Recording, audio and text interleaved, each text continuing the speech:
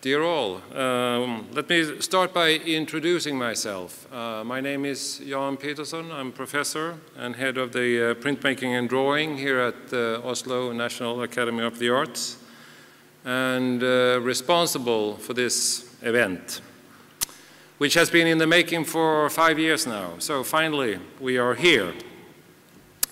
I bid you all a warm welcome to the seminar and a very special warm welcome to our distinguished lecturers.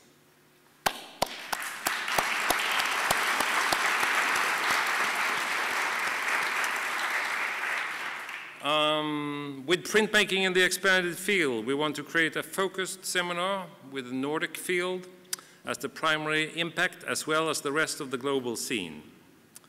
Our Nordic institutions of education has a common cultural platform which creates an excellent base for the further development of the media, also in an international context. In the late 19th century, the art academies in the Nordic countries introduced printmaking into their agendas. In Sweden, the Royal Academy of Art started an etching class led by the now somewhat forgotten artist Axel Tallberg. Here's an image of his. It's a mezzotint. I actually found this one in a second-hand shop some years ago and bought it for 10 kronos. It was more like €1, more or less. In Norway, the etching classes were established at the Arts and Crafts School in 1897 and was led by Johan Nordhagen, who is known for his etchings and drawing points of landscapes and King Haakon VII of Norway. During the end of the 19th and the beginning of the 20th century, the Nordic countries were characterized by the same influence. Those heavy traditions that were created within the field of printmaking then are still present today. The radical changes over the last decades has totally changed the approach towards the media. Printmaking is now an art form that consists of sculpture, clothes, performance, installation, the commercial aspect, cyberspace, artist books, multiples, ready-mades, newspapers, etc. The result is a cross-pollination, which in its turn points to the total reflection of today's contemporary art. The aim with this seminar is, through invitation of a number of prominent artists, theorists, curators, and museum representatives on a global basis, to discuss the situation of printmaking today, out from the tradition, the theoretical aspect, the historical, and what is happening and can happen on the global arena in the future. An examination of the expanded field within the media, so to say. During the last 20 years, there has been a large number of exhibitions across the Nordic borderlines, together with that teachers within the media have visited their neighbors to do workshops and exchange knowledge to groups of students and colleagues. I am of the opinion that this seminar will be able to collect and systemize our resources and at the same time continue the development within the field also in an international perspective. The way to pair up concepts like originality and repetition, singularity and multiplicity, reproducible and unique, falsified and authentic, copy and original, as Rosalind Krauss points out, involves central aspects of contemporary culture. Modern man has in many ways an identity split between the serious depth of the past and the seductive surface of the contemporary. The printmaking media is often chameleon-like, imitating properties, has the capability to precisely express the ambivalence, the fusion, and the sharing of our culture. Printmaking / the print is a very strong player within today's contemporary context. Often we do not relate certain things to printmaking, but in fact it is highly present. Today, in our visual culture, the presence of printed material is so obvious that is more or less unnoticed. It is not the result of a craft, but points to a form of dissemination. The result is what we call print, which derives from the act of printmaking, but does not pertain dissemination. Printmaking in the expanded field occurs as soon as we start to question tradition and art history together with the problematic of the set criteria that modernism founded. How does this affect the historical aspect of the memory of printmaking? How will it affect the future of prints? Is the expanded field perceived as a threat or as a possibility? Will it help to reconfigure the traditional aspects of it? The print has played a significant role within contemporary art, and yet from the 20th century up to the present, it has usually not been properly included or represented in the theoretical discussions concerning its significance and paradoxical yet leading role in the art field. Art historian Catherine Kramer points to the lack of both historical writing of printmaking, apart from the chronicles of technical nature, of course, and a neglect of the medium in art theory and criticism. Walter Benjamin's essay, The Work of Art in the Age of Mechanical Reproduction, is often quoted, often misunderstood. It has come to constitute practically the main theoretical reference or base for research and writing about print. Michael Kimmelman, however, postulates in total contradiction to Walter Benjamin that in the next millennium, the allure of the original will increase, not decline, and in direct proportion to the availability of reproductions. Another fact related to certain aspects of printmaking which cannot be overlooked is the presence of the digital printed image, which has transformed print into a somewhat neutral, massive, and democratized term, which actualizes in a completely different way these types of issues. Art today is characterized by the fact that it employs and combines knowledge from several different fields. Works of art are crossing traditional boundaries and utilizing new and different effects.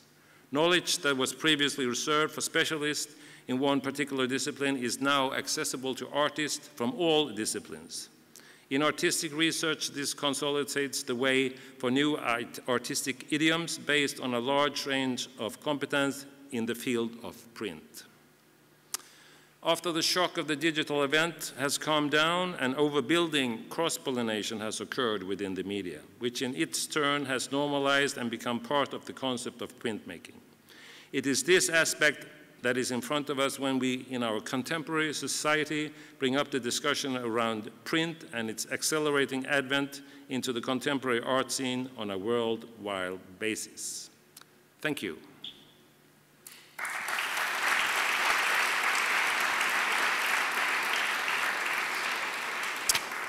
I would now like to introduce our rector, Jørn Mortensen.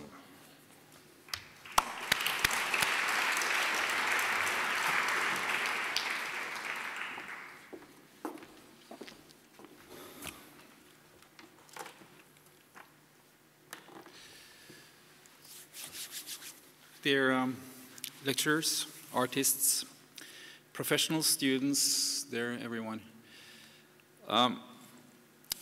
Being in the forefront, discussing, assessing, and reflecting upon changes and tendencies in contemporary art is one of the main purposes of the Oslo National Academy of the Arts. It is part of the institution's mission, so to speak. And in this perspective, I cannot be anything than very proud on the institution's behalf that we gather here these days. I'm also quite proud on the Department of Art and Crafts' behalf, as I'm still the dean at that department. Because of the fact that we gather here to discuss and address what printmaking is and what it can be. One of the driving forces behind this seminar is a need to update the notion of printmaking. The question is simply, what is the nature of printmaking today? Given radical changes within technology, media, reception patterns, social forms, and urban popular culture, the whole field needs to question what formats, what characteristics, what boundaries, and what limits applies to contemporary printmaking today. Historically, prints played an important role in documenting and testifying to other works of art. But this sort of reproductive function often led to their secondary status.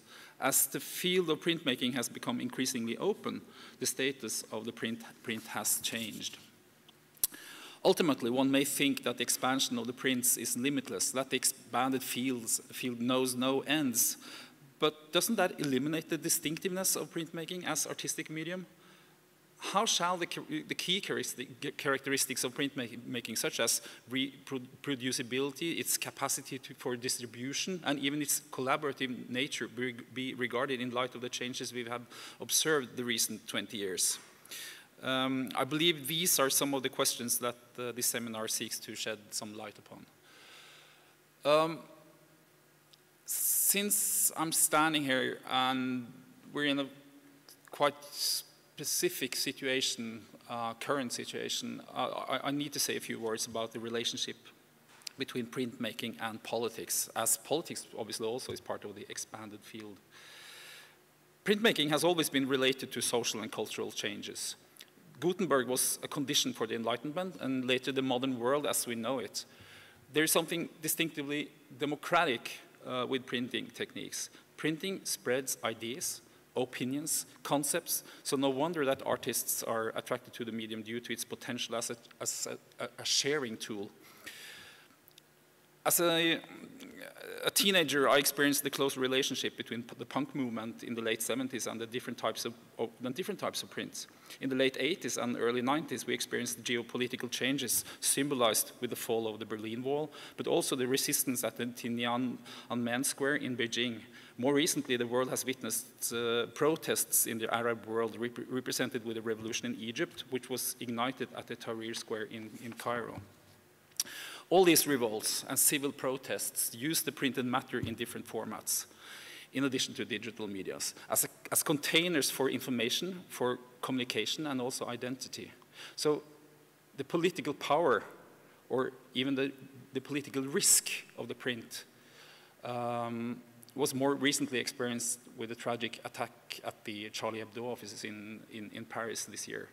The incident reminds us all of the still close relationship between printmaking and free speech. Today, the world close to us is witnessing massive challenges. The aftermath of the Arab Spring, the collapse of several North African nations, and the Syrian tragedy has led hundreds of thousands of people into a state of migrating, and even worse, they have become refugees, having had to leave their homes due to lack of security, food, and clean water. Train stations and border controls in Hungary, Bulgaria, Austria, and Germany, and other European countries are facing challenges we couldn't imagine just a few months ago. If we accept that there is a relationship between printmaking and a political reality, it might be interesting to ask if printmaking will respond to the current situation. What will it look like, and whether that will be artistically or in other genres. This seminar has been planned over several years. Jørn said it has been planned over 5 years, and primarily, if not only, by Jørn, by one key person and one organizer, and you have already met him, Professor Jørn Pettersson. Some of us know the amount of work Jørn has put down to make this seminar happen, and it is a lot. By investing his own research time and spare time into the seminar, he has managed to convince his professional surroundings about the importance of the seminar. He has been extremely ambitious, wanting the best speakers, but also wanting to produce a milieu around this discursive part for the best of speakers, guests, and invited audience, students, etc. On behalf of the Oslo National Academy, I would like to express my gratitude to Jørn for this work. I also would like to thank our collaborators and supporters, the City of Bergen, the Association of Norwegian Printmakers, the Nordic Culture Fund, and the Trykkeriet Center for Contemporary Printmaking. Also thanks to all colleagues at the Oslo National Academy of the Arts who has contributed to this seminar. You are the people who make this happen. Last but not least, a warm thank to all participators and speakers. I indeed hope these days will be intellectually challenging and fruitful. I like to think of this institution as a laboratory. Your obligation these days, these 4 days, is to test out ideas and opinions for the best of printmaking in the expanded field. Thank you.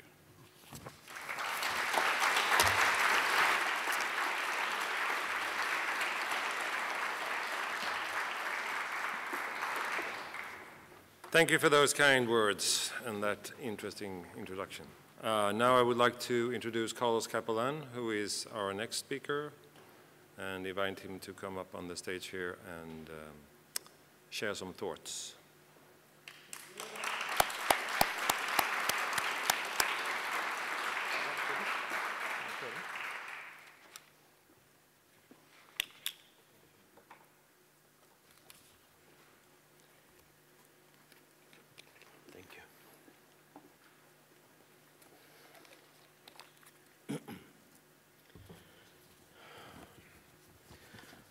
I'd like to start thanking the Oslo Academy of Art for organizing this special event and for inviting me to make a contribution. A special thank you to Jørn Pettersson, whom I have known for decades and with whom I have had a continuous and fruitful dialogue about the issues that we are about to discuss here these coming days.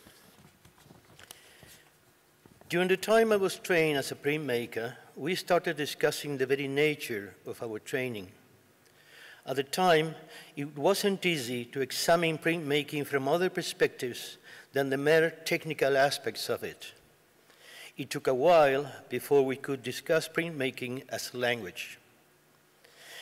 Since then, and along the way, many paradigms have changed. For one, the paradigms of symbolic production have evolved rapidly. Allow me to name some obvious changes. Painting is not anymore reduced to the use of oil on canvas. Sculpture does not solely depend on the usage of marble or bronze. Drawing has become a popular tool for the neo-conceptual, and the expanded notion of graphic art is now an accepted objective for academic discussion. We are thus gathered here these days to discuss and share thoughts about the many identities of printmaking, aiming to take a closer look at what we call its expanded notion. To open up the discussion, I would like to mention a few thoughts about some aspects that have traditionally been associated with printmaking. Let's start, for instance, with a short comment about printing and edition. When reflecting on the repetitions involved in the traditional process of printing editions, many of us started to associate it to rituals, memory, and obsessions, all of which we found rather interesting as a component of our trade. What before was considered a mechanical procedure based on repetition could then today be seen as a conceptual frame for a more symbolically oriented approach. In an age of intensified communication, the old need for an edition, which printmaking shares with literature, photography, sculpture, etc., is today somehow linked to the contemporary phenomenon of spreading information. There is no single idea or product that today cannot find a way to reach out to various audiences without even considering these actions in terms of editions. Of course, we know today that the identity of printmaking does not anymore depend on a limited number edition for its legitimation. The same would apply to other aspects of printmaking, such as the matrix, the supporting surface, and the mechanical techniques. When it comes to the use of surfaces, we can suggest that it is today possible to conceive any available surface as suitable in order to vary the scope of the edition. And, for instance, I suspect that during this conference, some of us will suggest that the very basic matrix of an artwork is the idea, the concept, the impulse to generate a process. These ideas concerning the edition, the matrix, and surfaces allow us to imagine other departure points for the conception of printmaking and therefore of representation. I have suggested that the identity of printmaking today does not necessarily depend on limited and numbered procedures for its legitimation. Yet, nor does it have to renounce making use of such procedures. My personal perception is that younger generation of printmakers today tend to work in two major directions, different but truly not opposed. On the one hand, to expand the notion of printmaking is related to the necessity to widen the scope of their research. On the other hand, the decision to work within traditional methods aims to satisfy a need for rigor. A third option, of course, is to embrace both directions. I find neither of these positions difficult to understand or accept. Both options can today coexist and even interact in the experience of printmaking. I dare to suggest that the necessities to contextualize, to decontextualize, and/or to recontextualize are becoming more active parts in the process that we are interested in addressing here.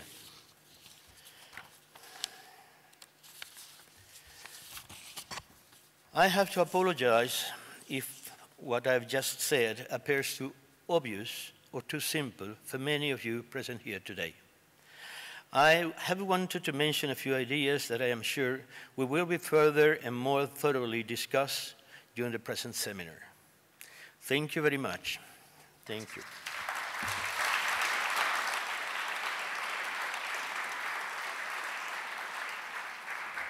Thank you, Carlos. I would now like to invite Olga Schmedling, who moderates the opening panel, to make the introduction. And I also have some information that one of our panel members, Pettersson, will not be able to join us this afternoon due to personal circumstances. Olga, the floor is yours. Thank you very much, Jørn Pettersson. I'm Olga Schmedling, theorist, art historian, teaching theory here at the Oslo Academy of the Arts, and having formally positions within the field of contemporary art, but for now, associate professor at the Department of Faculty of Art and Craft. I will go straight ahead. This afternoon, we are going to discuss, and hopefully you are going to participate very eagerly. We are going to discuss the dissemination of knowledge. What does dissemination of knowledge constitute today? What does it mean today with our technology in contemporary times? And knowledge, what kind of knowledge? And we cannot escape also considering, you know, the concept of expanded field deriving from Rosalind Krauss and her essay in 1979. Okay, I will now start introducing the first lectures. As you heard, we have two lectures in this afternoon opening panel, Max Schumann and Victoria Brown. Max Schumann, you are the acting executive director of Printed Matter and have been working at Printed Matter for over 25 years. And during this period, you have played a key role in the development of many of Printed Matter's programs and services. You have curated the exhibitions such as By Any Means Necessary Photocopies Books and the Politics of Accessible Printing Technologies in 1992, and you, among other things, also responsible for the multiple works publication of Jenny Holzer in 2002. As you probably know, Printed Matter is the founder and organizer of New York Art Book Fair since 2006. And perhaps you don't know that a Norwegian publishing firm, Torpedo, is heading for New York now, right now in this very minute, to take part in this book fair. Max Schumann, of course, first and last, you're an artist whose work have been exhibited widely, internationally, and your intention here this afternoon is the title of your speech, your lecture, is The Possibility of the Artist Books. So, and your intention is to discuss the renaissance of artist books activity in the digital age, compared to the extended financial crisis within the mainstream publishing industry, right? So, Max Schumann, you're welcome to enter the scene. And your mission is to foster, as you said, the distribution and understanding, and not at least the appreciation of artist books. So, you have half an hour. The floor is yours.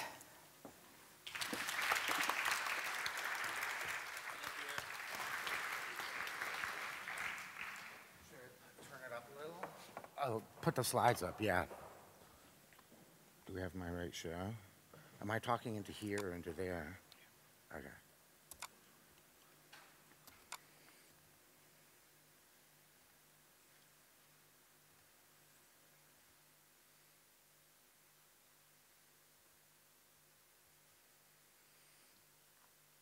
Okay. Hi.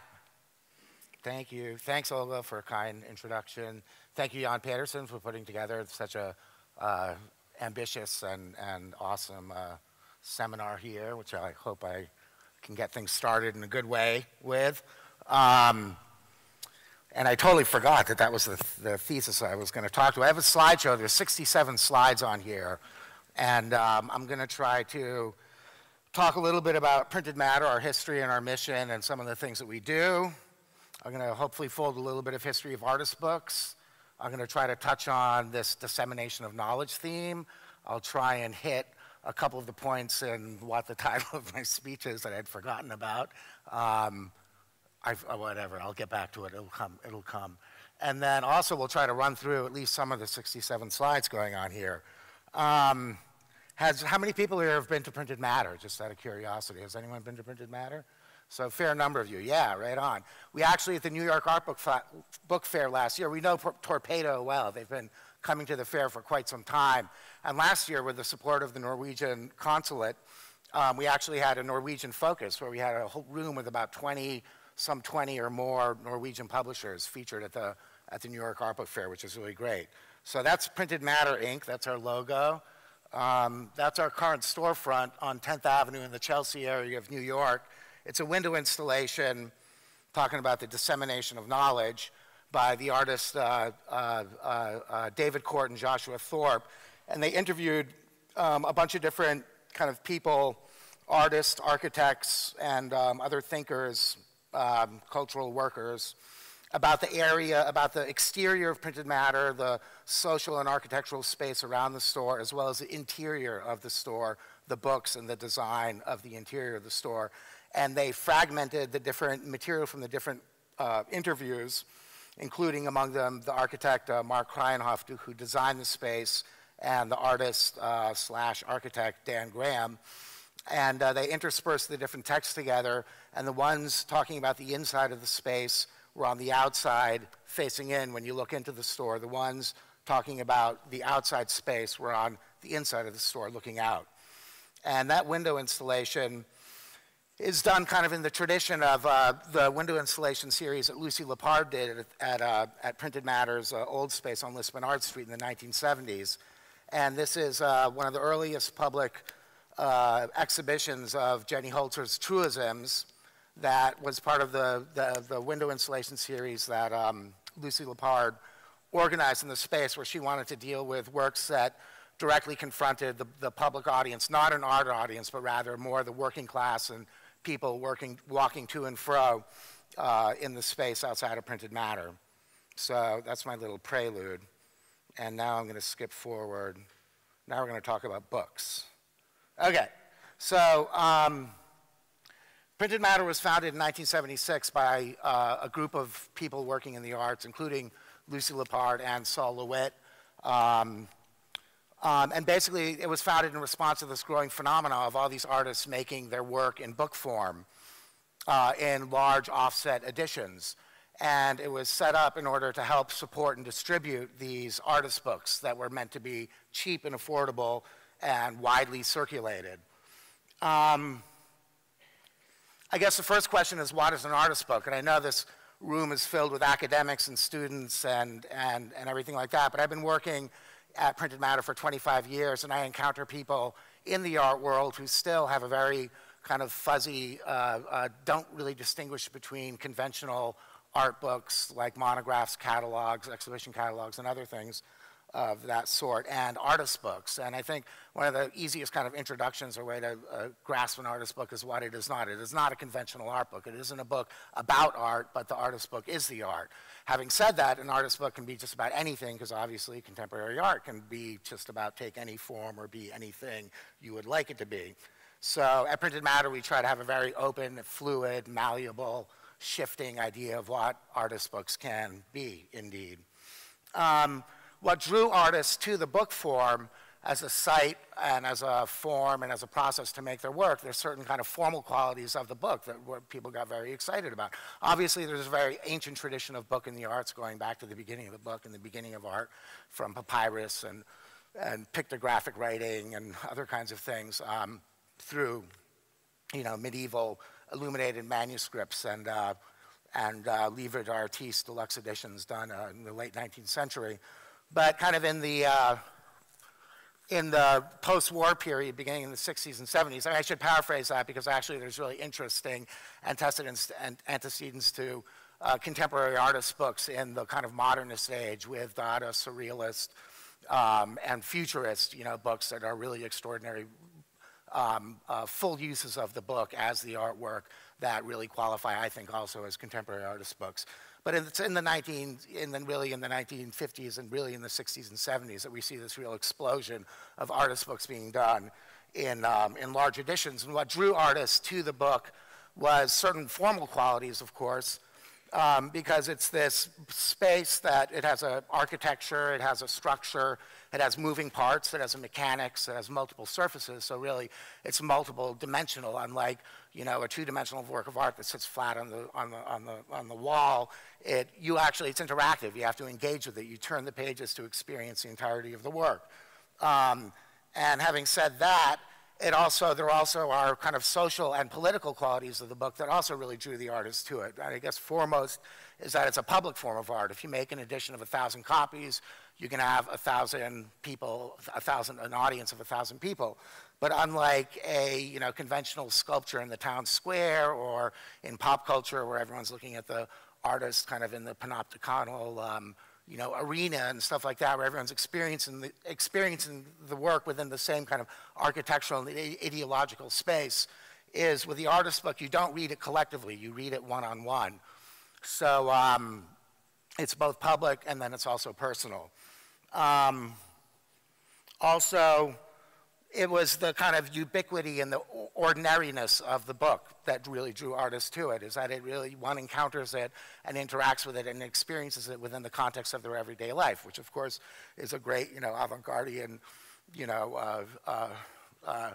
desire to take off, work out of the museum, out of the Hallowed Museum, out of the academy maybe even, and fold it into your everyday life experience.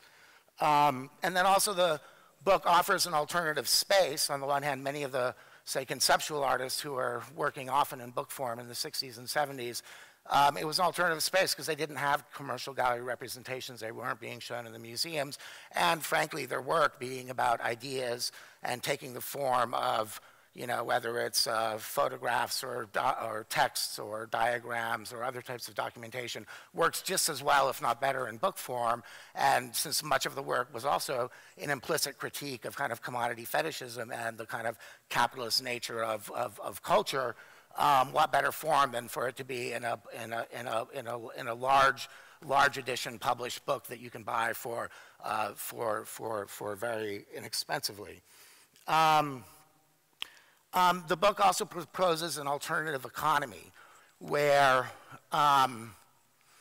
instead of an economy based on either the aura of uniqueness or or scarcity, as in limited edition prints and stuff like that, it's based on basically the cost of raw materials, an industrial process of manufacturing, the offset printing process, and the cost of the book correlates immediately to those exact, the price of the book correlates immediately to those real economic costs. And you don't have this kind of excessive value being placed on it as people get famous and genius and authenticity and these different things get ascribed to them. So there are many different aspects of the book that drew artists to them. And I probably took up way too much time. How do I advance this? By doing this? Yeah, so this is a classic book by Sol LeWitt called 4 Basic Kinds of Line and Color, and it is exactly what it says it is. With in the first thing, he shows all the different, taking basic formal elements, showing you know, vertical, horizontal, two-direction diagonal lines, and then putting them into all their combinations. And then the interior, the rest of the book, is a sampling of all these different possibilities. A book by Lawrence Weiner. One of his early works, Green as well as Blue as well as Red, his austere kind of conceptual texts showing different possible aesthetic possibilities. And then later, his work becomes much more kind of poetic and playful, with graphics included. The Blue Moon Over, which is also a kind of conceptual comic and also a digital movie as well. There's also, of course, a literary tradition to artist books based in experimental poetry, where the kind of visual writers and concrete poets eventually started making more and more elaborate constructions, which took into account both the typographic as well as aesthetic as well as symbolic aspects of language. And this is one that deploys images along with, by Peter Zelavansky, along with other printing methods, including rubber stamps and photocopying, and then ultimately offset printed. Maybe I'll segue here into a little bit about what printed matter does. Printed matter is probably the leading resource for artist books in the world. We have an open submission policy where anyone is welcome to submit unsolicited books that have already been published. We get about 100 submissions a month, and we accept probably about 35 to 40% of them. We pride ourselves on being inclusive as possible, while many leading artists, such as Jenny Holzer, who did that early window installation, and others, you know, printed matter was one of their first venues of showing their work, artist books, window installations, and other things. And many of them continue to stock us, you know, to supply us with books, or we carry their books. But we really pride ourselves on the fact that student artists or an unknown anarchist collective or an artist from every corner of the world you can imagine's books, you know, share the same shelf space and, in our view, importance as Jenny Holzer or Richard Prince or people like that. We represent about 12,000 titles by over 5,000 artists from pretty much across the globe. But we're also much more than a bookstore, is that we have a full schedule of public programming. We have exhibitions throughout the year that focus on different aspects of artist books, on historical periods or specific artists or groups who had a very active publishing or bookmaking practice. We do events up to 3 a week, including book launches, but also panel discussions, artist talks, readings, screenings, performances. We even had a black metal band play once for you fans out there. And we also have a publishing program where we put out about 4 to 8 books a year. The publishing program is not by open submission, it's by invitation, and we first have to raise the money, and then we have to identify artists either who have a strong kind of record of book works, or also people who we think's work would really lend itself well into an artist's book. And we also have, we also work closely with leading library collections and helping them develop their collections and other institutional collections, including the Museum of Modern Art Library, which has the biggest artist book collection in the world. And we also have growing institutional partnerships. We have kind of printed matter, small, modest outposts in the Midwest, on the West Coast. One is opening just in Mexico City soon, and then also in Sydney, Australia. And then we also organize we founded and organized the New York and LA art book fairs, which have become pretty much the leading forum for the commerce, but also for the investigation and also finally the celebration of artist books and art books, artist books, and other forms of creative publishing. And at the last New York Art Book Fair, we had over 350 exhibitors from around 30 countries and an attendance of 35,000 people. And in LA, we also do a fair in LA in its 4th year. We had also an attendance of 35,000 people. So it's really grown into a kind of rock concert scaled production. And it feels like it because there's a lot of like rock, there's a lot of interesting artist bands playing as well at the same time. We are a nonprofit organization, so it's through our history has really been a struggle for financial survival. We were founded in 1976, as I said, so it's been a 40-year struggle of financial struggle for survival. We get funding from a wide variety of sources. We have to be incredibly creative and resourceful in trying to figure out how to pay for all of this activity. The books that we carry them based on what we feel is their merit, on what they add to the field. So many of the books that we carry sell at rates of, say, one or two a year. Some even sell at a rate of once every 2 or 3 years, meaning if it's an edition of 1,000, it'll still be in print in like 955 years. And then after that, then everyone will get to have their accessible artist books. So, but anyway, we keep these books in stock for the most part because we feel they add something important to the field, and our mission is to represent the field in its fullest. Our focus is on artist books done in larger editions. For the most part, we don't carry artist books that are in editions of under 100. And the prices of our books range anywhere from 50 cents or 25 cents up to in the thousands of dollars for books that have gone out of print, but a vast majority of our sale happens with books that are between the $5 and $50 range. Okay, so now I'm going to continue with, as you can see, I don't have a written speech, but I'm going to continue. How much time do I have left? 10 minutes. 10 minutes, perfect, okay. Telford Stokes and Helen Douglas were really pioneering artist bookmakers who did an imprint called We Productions based in Scotland starting in the 70s. And they're not well established in the kind of art world, but their work, I feel, is just shows an amazing skill and use of the totality of the book in their artist book works. And this is a collaboration called Real Fiction.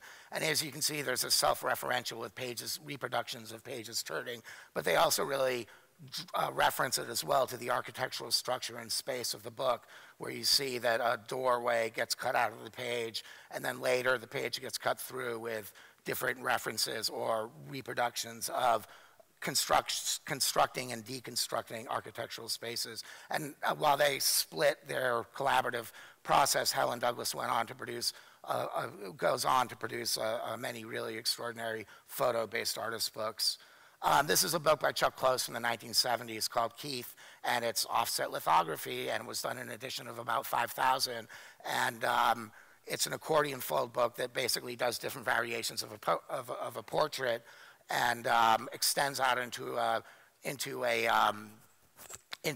accordion fold. And basically, it now sells for $40, but for most of its distribution life, it sold for its original 1977 price when it was or 78 price when it was originally published of $6. So it really fulfilled its mission, even one by a leading artist. I know that the Ed Boucher books now sell for thousands or hundreds and sometimes even thousands of dollars. But it is a book that fulfilled its mission of broad circulation and accessibility. Paper Advance by George Machunas, I'll just quickly show you, is one that really deploys uses the space and the sculptural space of the book. This is a book printed matter published called Absence, part of our publishing program by Mi-Jin Yoon, a Korean-American architect, and it's a tribute to the World Trade Center, where the World Trade Center exists inside of the space of the book. The book is 120 pages for the 120 floors of the building, and she did it as kind of a reflective, quiet, contemplative memorial that you could hold in his hands. One could hold in one's hands, as opposed to the multi-billion-dollar, other monuments that are not that accessible. And when the book is closed, the buildings kind of come back intact. Athena Taka is a sculptor and conceptual artist who really has been overlooked, and she did extraordinary works, autobiographical studies, psychological portraits, and then these physiological kind of portraits and studies as well. Guerrilla Girls Museum Activity Book is a printed matter publication.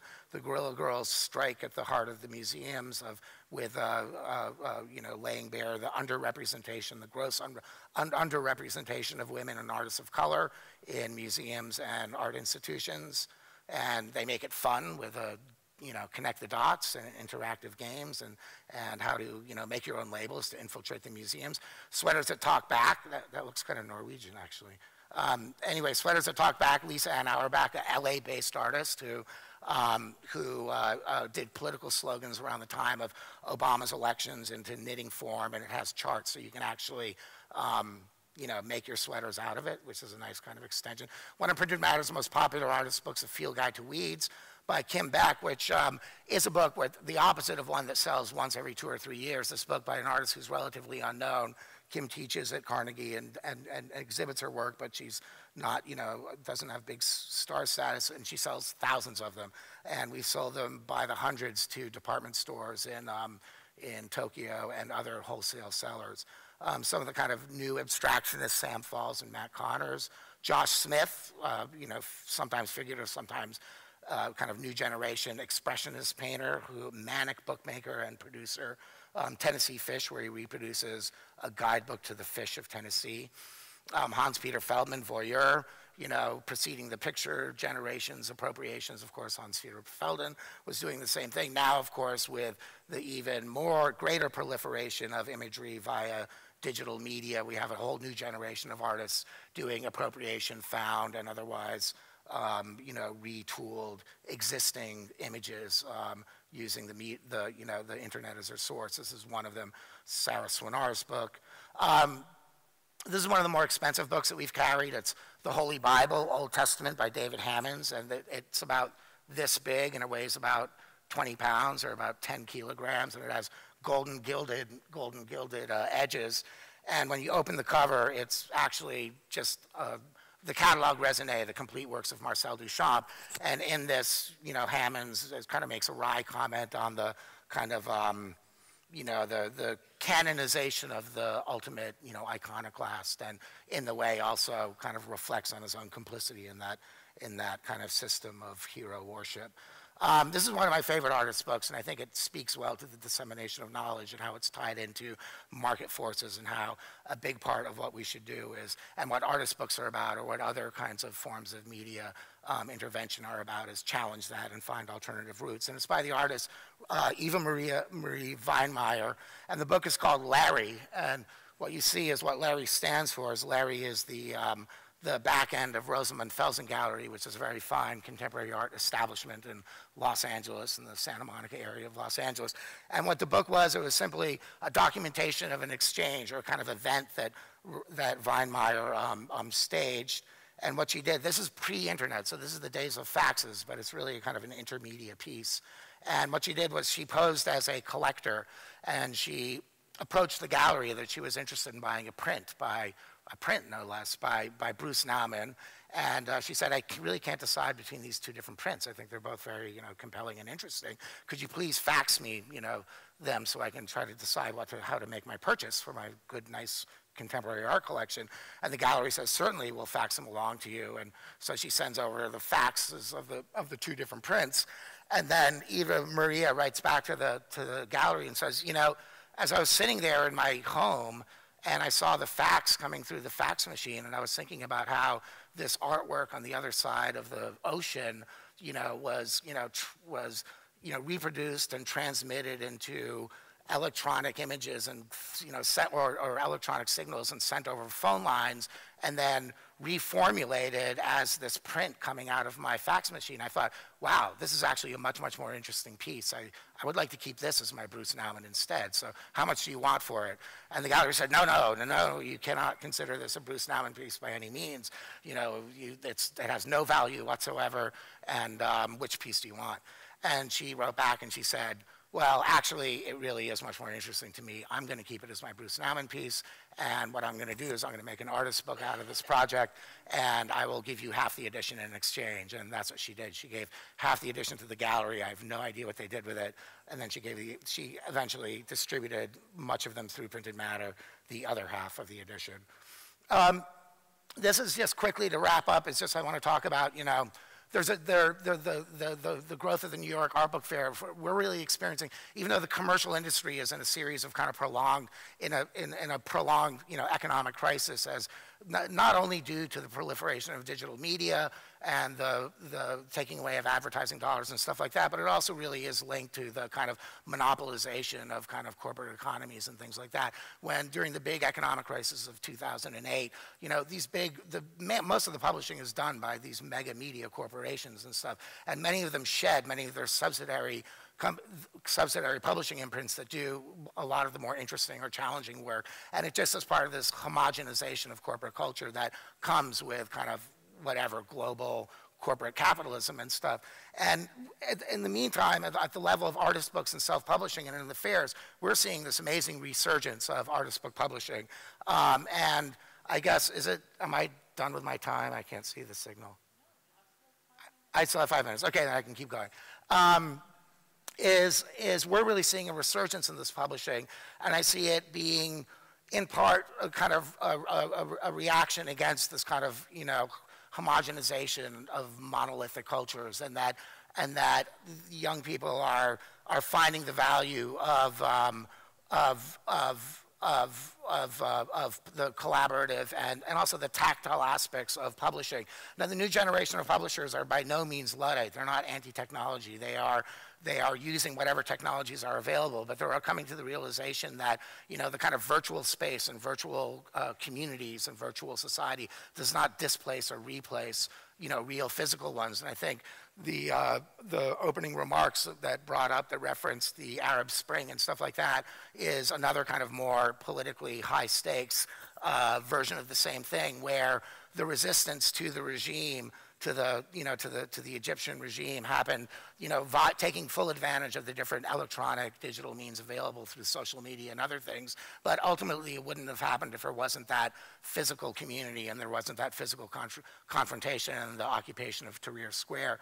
And likewise, I think that the current generation, I don't know, I guess some of you might be part of it, who are raised really the first generation that became computer literate at the same time that they were acquiring language, and have been raised for a large part on these kind of utopian technocratic myths of like how, you know, free information is going to equal free markets, is going to equal free societies, is going to equal free, you know, everyone's going to be free and there'll be no more wars. Well, actually, there's more wars than ever going on right now, and there's gigantic displacements of populations and major, you know, world upheavals going on. And so that myth has kind of been exploded. And also, of course, you know, the dark side of surveillance, whether it's, you know, consumer surveillance or corporate surveillance or state surveillance, as in the US especially, that this kind of, you know, technology is going to liberate us is also, you know, that myth is also falling apart as well. So this is an example of swill children, and they take their name. Swill children is taken from, I believe it was a term that was used to describe kind of homeless children during the Industrial Revolution in England who kind of used the refuse of the streets and industry to somehow survive. It has something to do with that. And in this, they use risograph, which is this Japanese office printing developed in Japan, you know, printing office reproduction technology, really. It was meant for office reproduction because it can go extremely fast, but it also has these interesting print-like qualities. And you can get the machines for relatively cheap. If you get them used, they break down all the time. But these young artists are learning to kind of retool the machines, how to fix them themselves, and are getting together in collectives and collectively buying a risograph machine and then doing these large edition, you know, artist books. Just a word about the economy is that when Printed Matter was founded, it was founded as a for-profit company, not because the founders thought that they would turn a profit, but they really did believe in this idea of an alternative, independent economy of cultural production and distribution. And they quickly found it's just not true. It's like Printed Matter is still a nonprofit.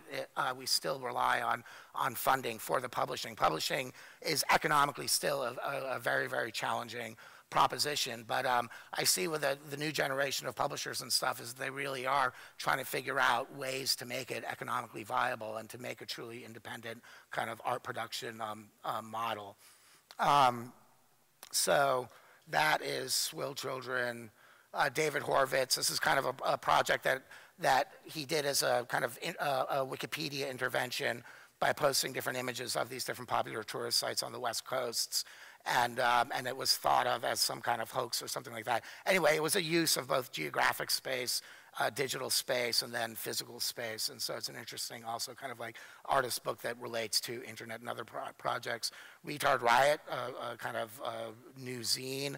And this is by an anarchist group called Research and Destroy New York City, who have a publishing imprint. And they put out a steady, both how-to books about civil disobedience and protests, but also reproducing kind of classical anarchist texts and other philosophical tracks and stuff. And this is Printed Matter's publication Queer Zines, which is based on an exhibition that we did, edited by A.A. Bronson, our former director, and Phil Ahrens, the chair of our board. And the zine culture, I mean, now zines are meant to mean anything that is photocopied and printed, and kids are discovering, cut and paste aesthetics as if they goddamn invented it. It's been around for a long time. Zines to me meant punk rock, and where everyone, their sister, uncle, brother, and dog made a zine, as well as started their own band, as well as started their own record label, as well as booked their own tours. It was a DIY aesthetic. And but the zines also really were alternative media. And so going back to the underground press of the 60s and 70s, or even further back to political tracks of when printing technologies were reduced to become affordable and portable and stuff like that, you can see a long historical trajectory to current zine making. But whether it's Tom Paine's Thomas Sense or the queer zine culture, it was a space where people could represent themselves within the space of media. And whereas when they're either marginalized, neglected, or ignored, here they take control of their own media representations. And I think that is one of the finally politically and culturally empowering thing about the possibilities of the artist's book. And now I'm done. I even got the title in. Thank you.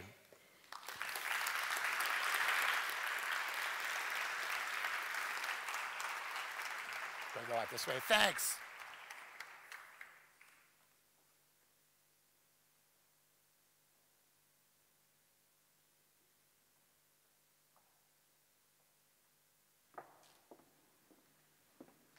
Thank you very much, Max Schumann. Now I have the pleasure and an honor to introduce the next speaker, who is Victoria Brown.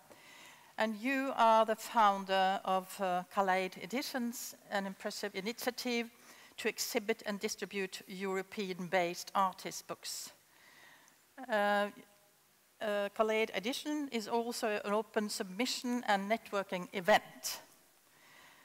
And Kaleid Edition, again, represents an exclusive collection at the London Art Book Fair. Actually, the winner of 9 Birgit Schöll Awards for excellence in artist books.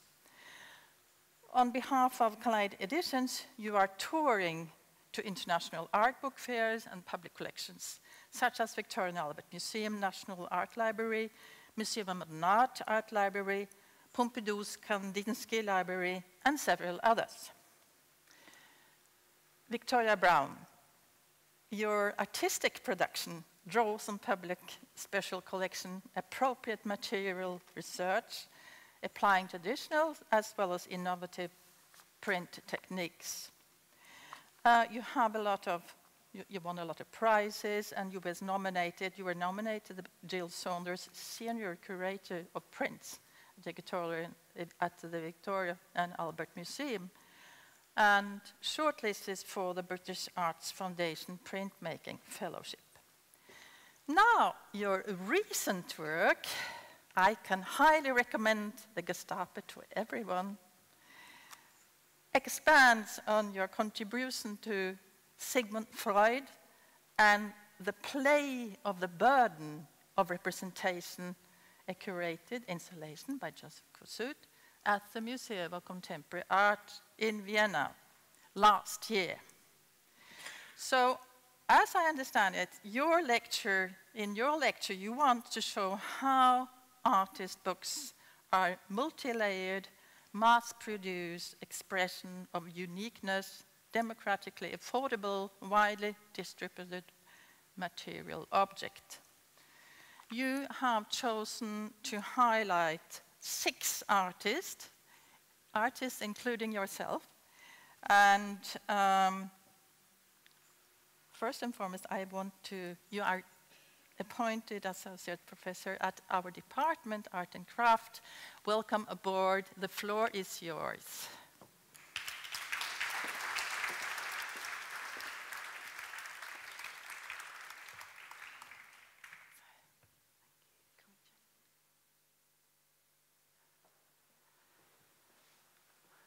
This needs to come on.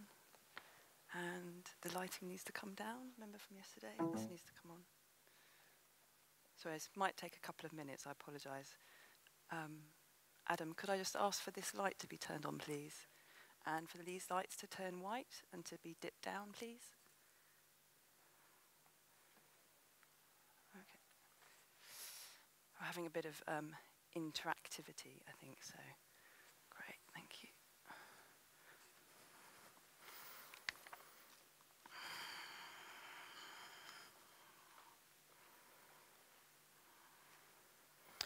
Okay, thank you very much for you all being here today. Of course, a particular thanks to Jørn Pettersson for inviting me to give this talk.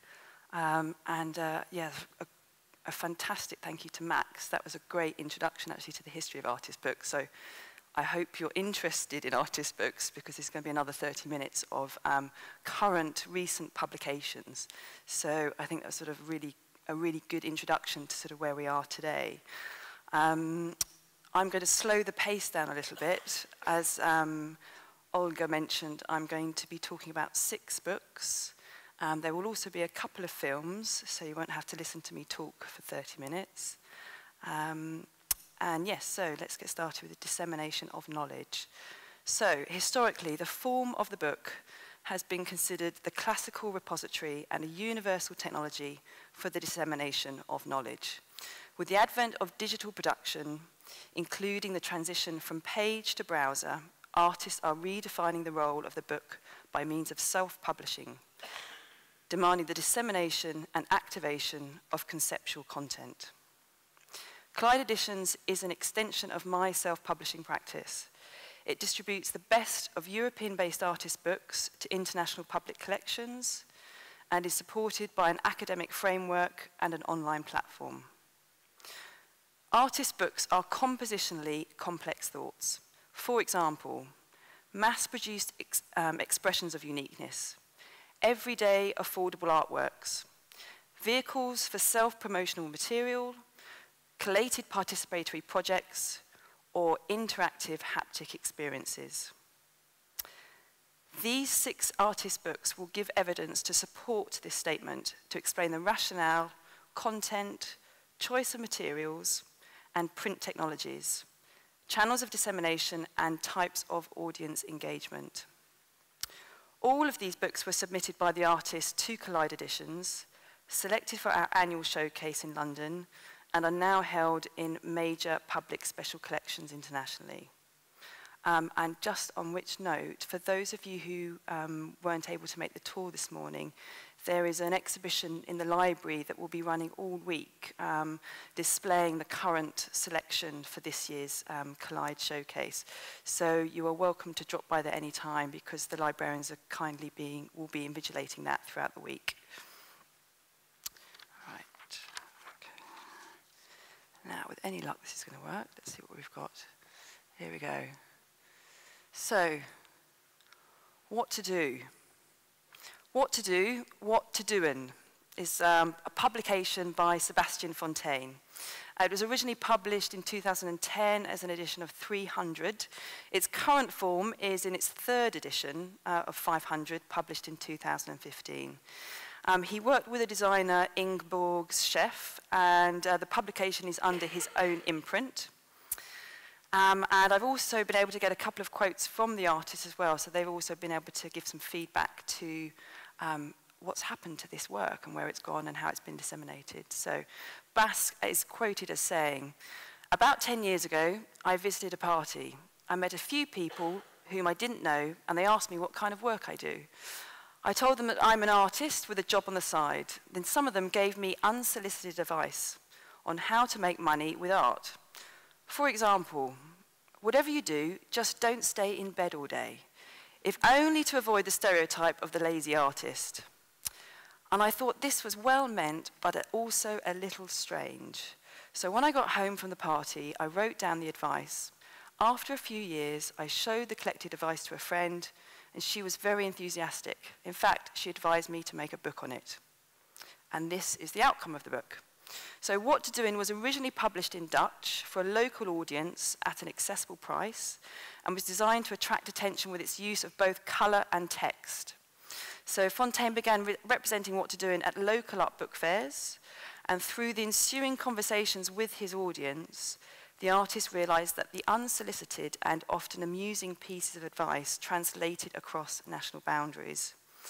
The subsequent edition, published in both Dutch and English, was presented to an international audience as an authentic social commentary on the way artists are perceived.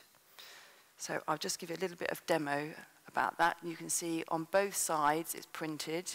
So on one side it's printed in Dutch, and the clever solution to that is the other side is printed in English. So that allowed him to disseminate the work to a larger audience. And the book itself contains only text, and the text is in both languages. And I can read out a couple for you, see if the humour translates. How about a business card? Do you need to have a business card? Or that one, something else. Oh yes, just sell one piece at one of those rich person's clubs, because when one of them buys from you, the others will too. If you don't sell, you don't sell. Make a booklet that can be used as a promotional gift.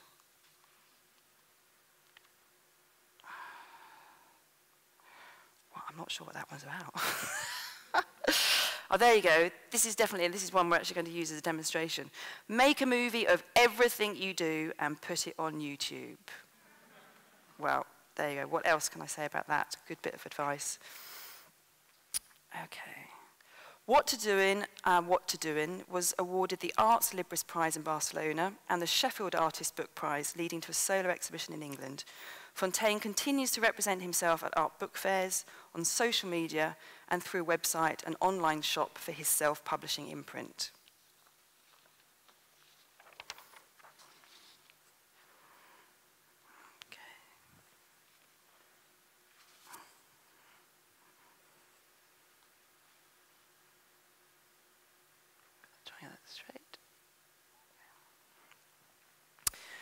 Contemporary Photography by Paul Paper. This is an edition of 500. It was published in 2013. It's published in Denmark, and the artist is from Lithuania. Paulius Pettersson is currently pursuing a PhD at Middlesex University, London, and he publishes under the pseudonym of Paul Paper. Contemporary photography is the result of Pettersson's immersion in art photography between 2011 and 2013. Observing how the internet and social media have facilitated an increase in networking among contemporary art photographers, and in the influence they have on each other, Pettersson posed the question, how much of contemporary art photography can be categorized into certain trends or tropes, like emoticons or emojis in their simple-to-read iconicity? The photo book presents Paul Paper's text renderings of these categorized photographic motifs and acts as a tongue-in-cheek challenge to art photography. The book is published by Lodret Vanderet, part of the online community of do-it-yourself and do-it-with-others practitioners that fosters new projects across borders and cultures. The staple-bound, accessibly priced booklet is represented by the publisher at international photo book fairs, art bookshops, and online.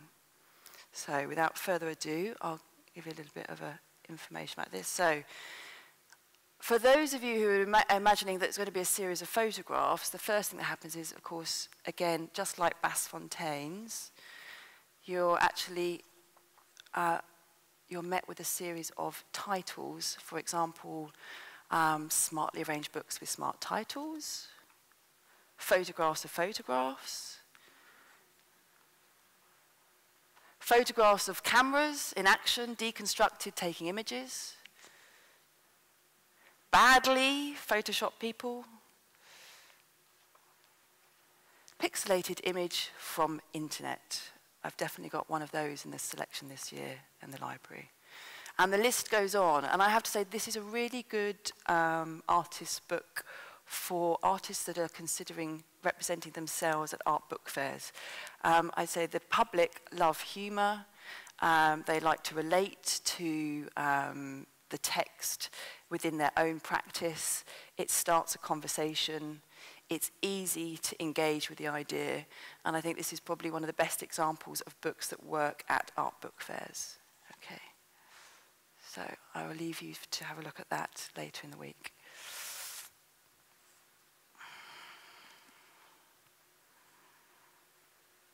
Whoop.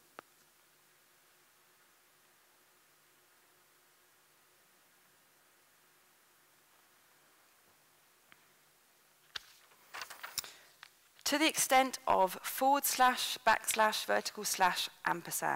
by Sigrid Capelan. This is an edition of 420. It was published in 2012. It was designed by the artist and printed at the Jan van Eyck Academy, where they have a fantastic risograph print studio. It was also bound locally. The risograph was the classic Riso MZ1070. And it was printed on Da Costa Blauwit 100-gram paper. Sigrid Capelan's practice focuses on large-scale installations derived from XL embroidery software. Recognizing a hidden language within the visual outcomes of her designs, she proceeded to dedicate 2 years experimenting with gridding systems on paper. The result was an in-depth investigation into a 3x3 grid, computer processed for 8 different embroidery stitches to achieve 120 different compositions. A risograph machine can print 8 colour stencils, generating a possible 28 2-colour, 56 3-colour, and 72 4-colour combinations. The artist's book presents every permutation of the gridded composition, bound together as a collection. Each combination appears only once, intricately weaving colourful patterns into challenging abstract works. And as quoted by Sigrid, the outcome of this project as her first artist book. I received emails from everywhere to order my book. It was overwhelming and unimaginable. I also did a lot of art book fairs, and it completely changed my own practice in a positive way. To the extent of // was awarded the Best Dutch Book Design Prize. The publication, supported by printed ephemera, including posters, stickers, and badges, led to further art installations and design commissions for textiles, Italian eyewear, and infographics. Capelan continues to represent herself at international art book fairs on social media through a website with an online shop. And to update on that bit of information, her most recent output has been a series of swatch watches. So as an example of an artist that works predominantly through her design practice, you can see here the really bold use of the graphics and the colour that the risograph can achieve. This book, it was sold out within less than a year. And interestingly enough, as Max was talking about the idea of perhaps editioning and the size of editions, it is not uncommon for artists to republish a book that sells out. But in this instance, Sigrid decided that this was a unique edition, so there will be no further editions of this. And Collide Editions was really, I think, it was a fortuitous moment when she applied with this book. Because it sold out so quickly, we were able to hold back a series of, a number of copies to enable the national collections in America, France, Spain, and the UK to acquire this book.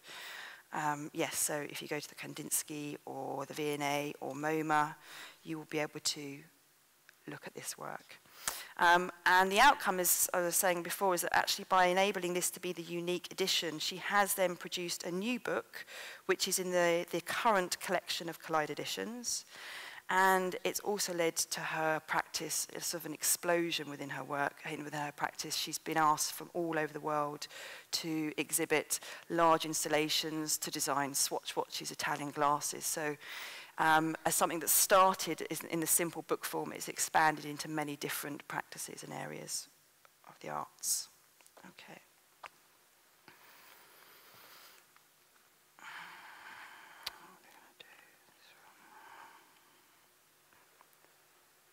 This is slightly different. It's a little bit harder to see, I'm afraid. But I'll explain exactly what you're looking at. Amnesiac Patina by Liana Lang. Now, this is an edition of 25. This is a good example, actually, about not being required for a particular number within the edition. So Collide Editions does represent books, anything from editions of 10 to in the thousands, because we are exclusive and small in the number that we represent to the public collections. Collide Editions' inaugural commission was supported by Arts Council England and is an original sculptural photo book incorporating patinated bronze resin casting. So what you're actually looking at is the bronze resin cast that was made originally by Liana as a maquette, which we then took a mould of, and I then had to learn how to bronze resin cast, which was a learning curve in itself, so they are dissemination of knowledge. I now know how to sculpt as well as make books. In it, Liana Lang examines communist-era monuments and acts of political iconoclasm. Her photographs document statues relocated in Budapest Memento Sculpture Park, whose authority is subverted through the interventions of lifelike body casts made in the artist's studio. As quoted by Liana, "This is my first artist book, and I'm enjoying the process of bringing together the haptic, sculptural element of my work and the photographic into one object.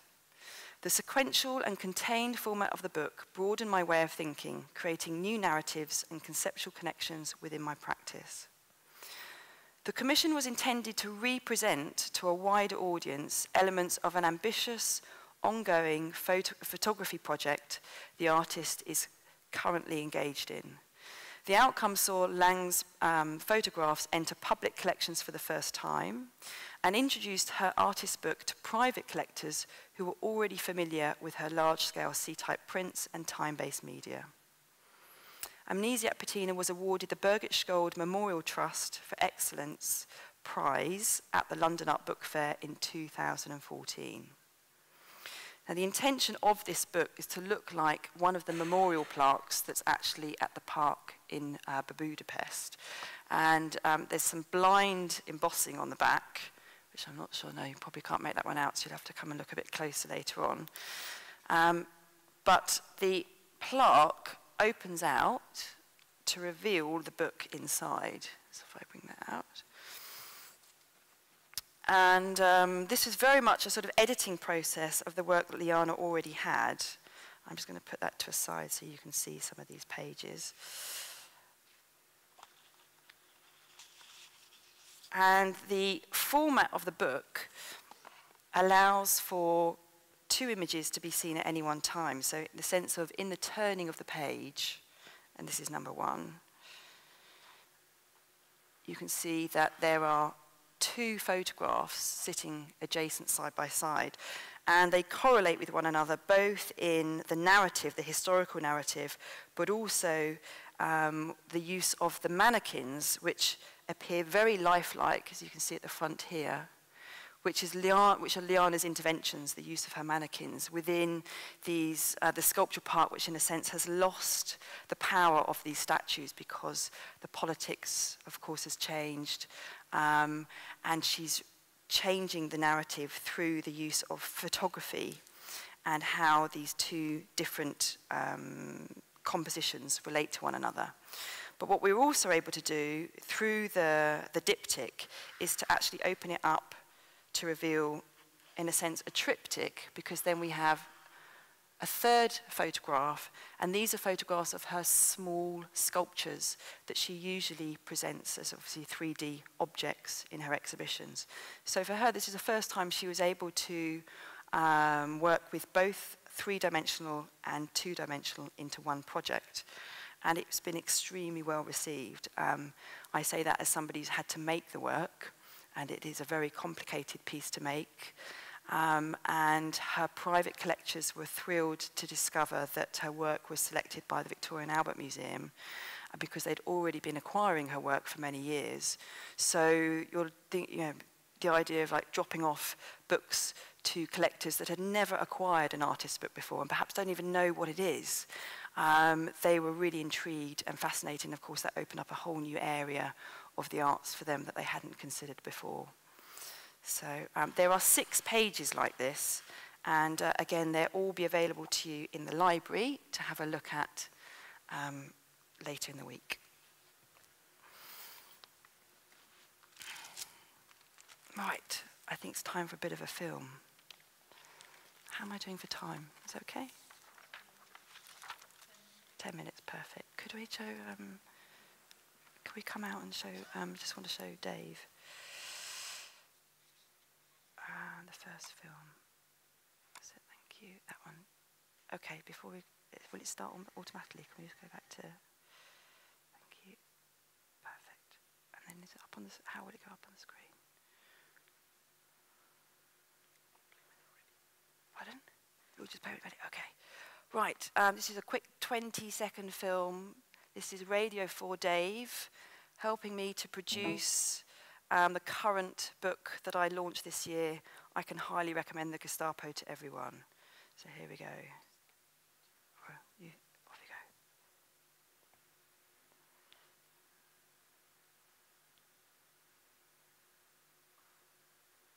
Here he is.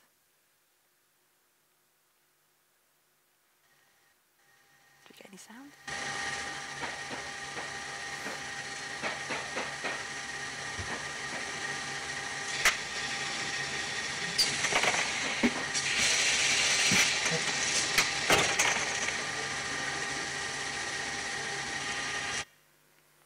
Okay, so that just really reflects how I'm currently working. So yes, I have a printmaking practice.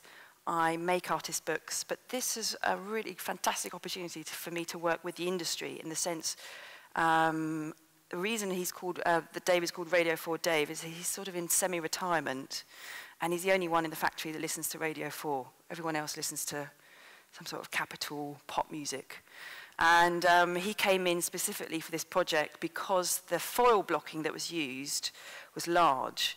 And this is the logistics that you have to deal with as an artist. You know, you have this great idea in your head of what you want to do, and then you think you're going to click a button on a mouse, and it will all happen automatically.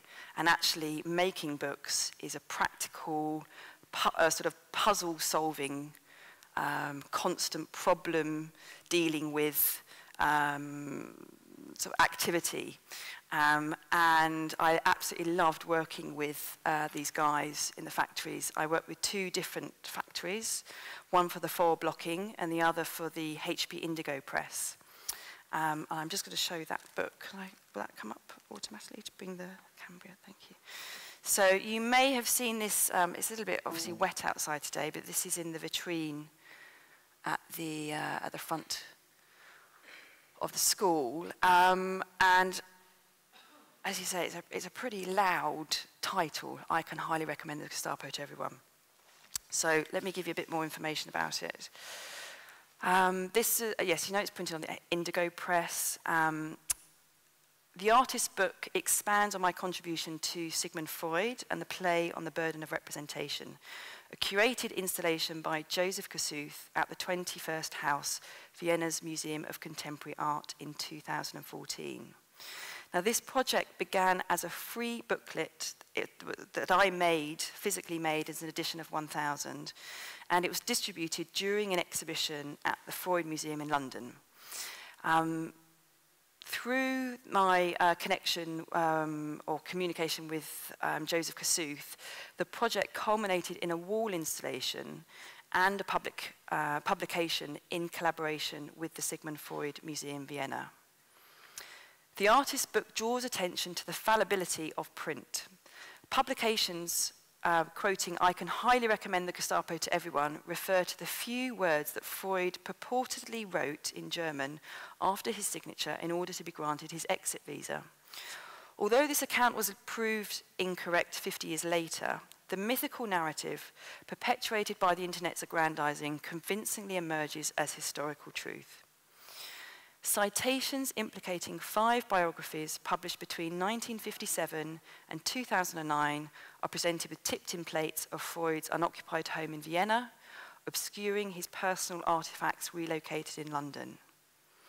So I'm hoping that you'll be able to see some of these pages, and if we open it the inside, that just gives you a little bit of context to the project. And one thing I was able to do was, as I mentioned, the exhibition I was in, Joseph appropriated my work. In fact, he appropriated everybody's work. And instead of calling it a group show, he called it a curated installation of his own work. So I thought perhaps I could do the same thing. So I called him up when I was making this publication and asked if I could appropriate his work, which he couldn't really say no to. So I've been very fortunate. He agreed to allow the 0 and Not, which is his large-scale installation that usually traverses around the gallery. This is actually the writings of Sigmund Freud in German that's been redacted. And that's as the insert of the page. And of course, then it also relates back to the group exhibition that took place last year. And then if we turn the pages, you can see, hopefully in that double page spread, what looks like a floor on a mount and a little bit of text. Now, what the text is doing is the text is cataloguing the 5 different books that purported that Freud actually said this as a sort of myth. And it's a well-known phrase. It's something that people want to believe is true. So it's a good example of how something in print has continued through the internet until you have that sense that, well, it must be true because I've read it everywhere. And the text below comes directly from the first book. But the images on the right, this is a combination of the voids of the space in the house in Vienna. This is where Freud spent most of his life. And these have been tipped in over the top of his objects. So if I reveal, there you go. This is one of the chairs that he sat in the office, and is obviously, it has that Walter Benjamin aura of it. The object is known and recognized as a sort of ubiquitous piece that relates directly to Freud, compared to the void that people are, of course, not so aware about exactly the location. And the idea is that this idea, the tipped-in, came from Freud's love of tipped-in plates. He was a big collector of art books. And he was quoted as saying that the tipped-in was like a lady's skirt, that you could lift it up and wonder what was underneath. So I thought maybe I should put something underneath. And there you go. So that, of course, then is exactly the same with all the different objects. You've got the classic couch, which I hope is presented in a manner that you least expect, and that will reveal the couch underneath. And that came directly from, what did I do with that little bit? There it is. The interpretation of the dreams. So this is a good example of, well, why make a book? And why go to the lengths of physically putting and stapling things together? And I had no idea where this was going to go. It's freely disseminated, there's no price on it. And it was just given out during an exhibition. So the only reason that Joseph Kossuth contacted me in the first place is because he ended up with one of these little books. I don't know how, even to this day, But that enabled me to start a communication with him, and he was able to give me permission to go to the Freud Museum in Vienna, where we took apart Freud's room so that I could photograph these voids in order for me to complete the initial idea that I had for the book. So both of these, again, you can see in the library. Okay, and we come to the last book, which I'm not going to talk too much about because that's mainly to do with the film. And this last book was published last year. It's an edition of 40, fundamentally because they only had the time to make 40. So it was a performance activity. It had a lot of public funding support from the Arts Council England, University College London, the Institute of Making, Public Engagement, the Graduate School, Urban Laboratory, and even Newham Council. So the initial project was called Pop Up, Pop Up. It was a public production line, an interactive performance over 3 days in September 2014. The outcome is a poetic list of the facts and fiction of the changing landscape presented as an artist's book. So I'm going to pull out that book. There you go. So it's a very simple cover. I don't know if you can see that too clearly. It's very plain, so you have absolutely no idea what's inside. Each pop-up page is a moving vision of urban change as pylons collapse, tower blocks grow, and scrap piles high. The book was selected for this year's summer exhibition in the Royal Academy and has been acquired by every national and private collection that Collide Editions has visited. So without further ado, I'm going to present to you a film by Hilary Powell, who is the artist of the book. She made this film as a documentation to the performance in Stratford, East London.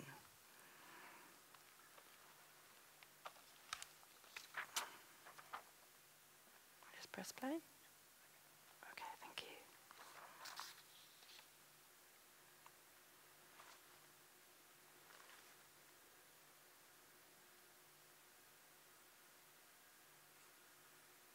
Hold on, it's not.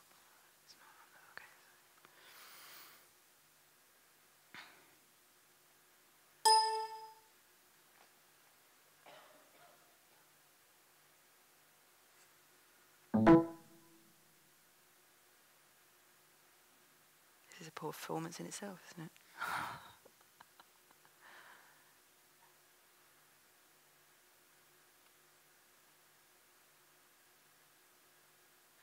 I think it's halfway.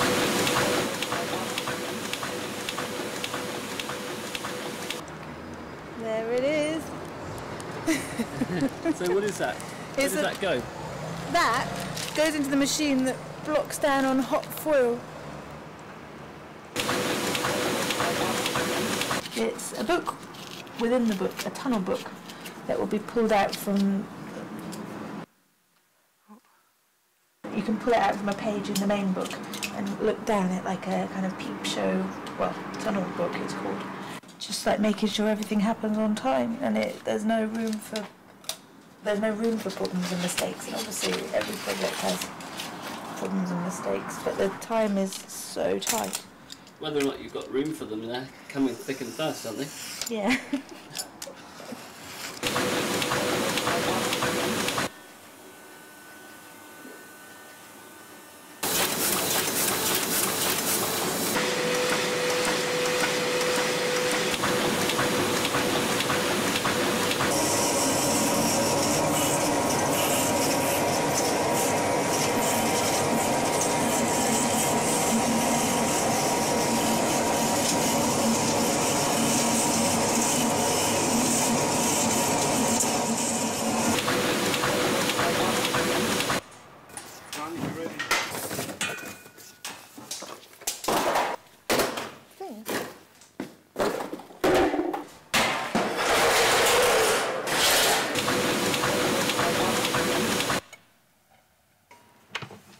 She handed us over this sample of her pop-up books. So we've had to get the size from the sample, and as they are pop-up illustrations, we've had to work out the depth of the spine to be able to accommodate the pop-up illustration, so there's different thicknesses. And we're looking forward to seeing the end result and hope very much that the cases fit the book. When somebody comes and touches these boxes, they're going to spring out and just pop out like a deck of cards. How are you going to staple down the box to the... Because some of those boxes don't have a second life. Are you enjoying this, Ivan, this kind of strange... Immensely. Today is the first day that the apprentices are here on the production line putting the book together. So it's the first time we've seen anything working with the images and everything starting to work, and they're really good at problem solving because it's not perfect, but now everything's coming together. So it's really exciting. Which one are you guys making? We're doing the Z there, and we just have to measure, and then we go. Just finding out that this was sort of a historical project as well, that's documenting the area and what's happening here was really fascinating. And I feel like you kind of get to be a part of the history that's going on right now. And this very interesting trade-off between gentrification and sort of natural progression of cities. So it's amazing, and it's such a beautiful thing too. So. Having a good time? Yeah, so we're getting 2 made of each one. So we have one on the table for reference, and then with notes on, and then another one to be bound in. So we're almost there. So we'll see how it works, and it will be a book. I helped with the planning stages. So whilst Hilary was the artist creating the artwork, I helped with all the technical aspects, so how everything was going to sort of work together, which processes needed to be done in which order. So it's been an incredibly complicated project to plan because there have been so many separate elements that needed producing up to this stage now, and obviously we are still producing because we're actually assembling and making the book. Use the double-sided. This one is, it's just This is a rather wonderful. What's that one then? What's that picture of? Is that the sewer itself? It's looking through the sewers. It's a pop-up sewer. It's hard. I don't know if you can. Is that the first pop-up sewer that's ever existed? I should imagine so. I don't think the Victorians went in for paper construction for sewers.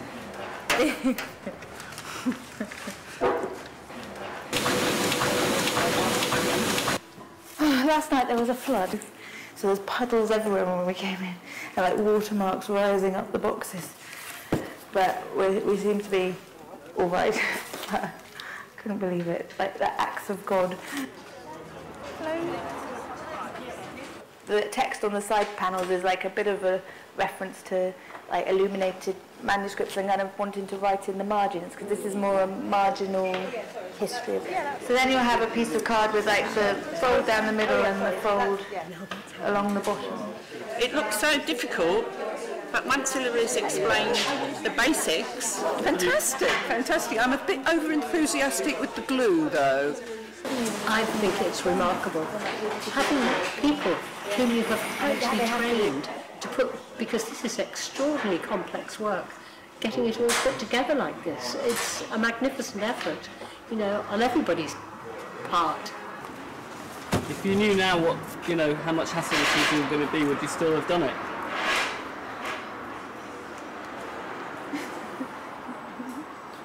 No, I would, because there's this team of people now really working towards it.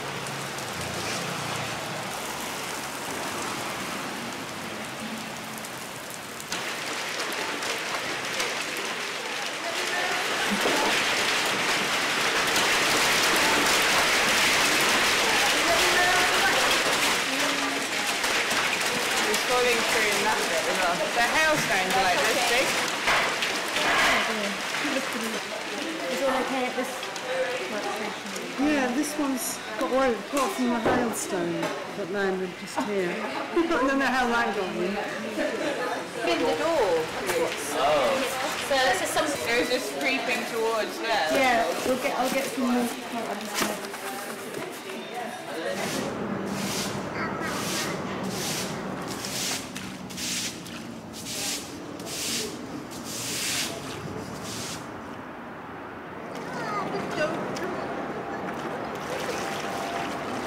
How's it going now? Good. You might fall in at any second. Good. I mean, really good now. They're really like going through it. So we're getting. I just wish we had another 2 days before the kind of finish, and we'd make like we'd really get through it. But we've only got 1 hour tonight, and then tomorrow. I know. I'm really happy, and it's going smoothly. We're making many women, but I'm just worried about this also.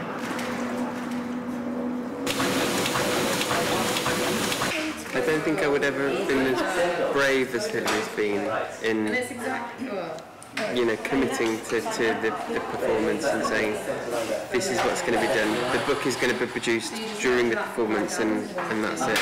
And sort of the edition will be dictated by the outcome of this performance, which I think is actually quite interesting. 1, 2, 3, go!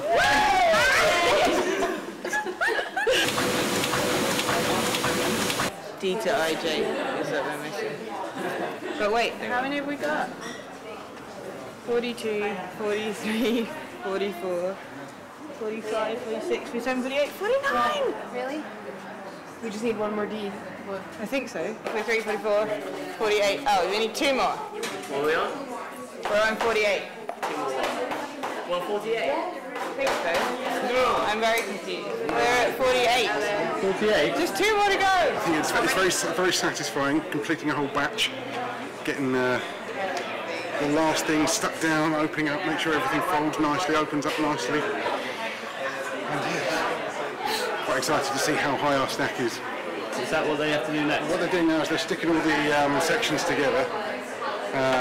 With lots of spreads. Everybody's been making spreads. They're sticking the spreads together to make sections, the sections together to make a book block, and then taking the book block over there to be cased into their pre-made cases. So I don't understand. How are we doing? Well, I thought we were there, and then someone else counted, and we might not be there. Well, so where are you then? We're just here. This history is in our time. So it's not really history, is it? I mean, it makes you question what is history. Is the history of the thing before I was born? But this is all stuff that's happened in most of our lifetime. This development, the Olympic thing, it's kind of happened. Well, there isn't the evidence of Olympics per se in any of this, and I think that's what's interesting, like what's not in it. And so that Olympic legacy, I don't think has any sense that it's there. It's actually all the other memories that we still carry with us of what had been there before that in some way has changed or altered, and where are we heading to? So 47 will be 2 minutes. 46? Oh, so we're almost there. It's 50 already, right? Yeah. We're there. Yeah. I'm just so impressed with the team and how they've all worked together, really, because we've brought all these people together from such different backgrounds and such different walks of life, and we just had no idea how it was going to work, and it's worked amazingly. I'm just so amazed with how the team has kind of got on with it. How do you feel? Pretty excited. Proud? Pretty proud. How do you feel? Excited? Proud? Excited, proud, and tired. Emotional. Very emotional. I might cry. No question. And each and a half from the border. Push the book as far as you can against the spine of the cover. Now, because it's about equal on both sides. More than that, because you don't want it too wet. And then hold it in the down. Start from the center and kind of bash it out. Really push it. One hand against the spine, one hand against the edge of the book. Do I need to get more glue? Or? Yeah, if you feel like you need more, I often do 2 dips. Oh, you sound so seasoned now, Laura. And if it's not okay, then it's fine. We'll just do it again. So check it. So you could probably try that one more time.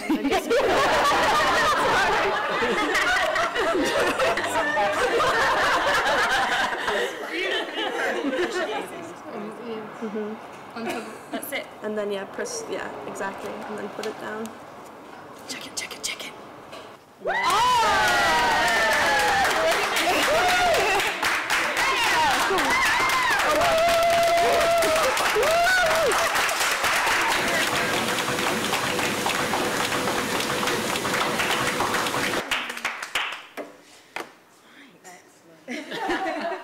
You've been a legend.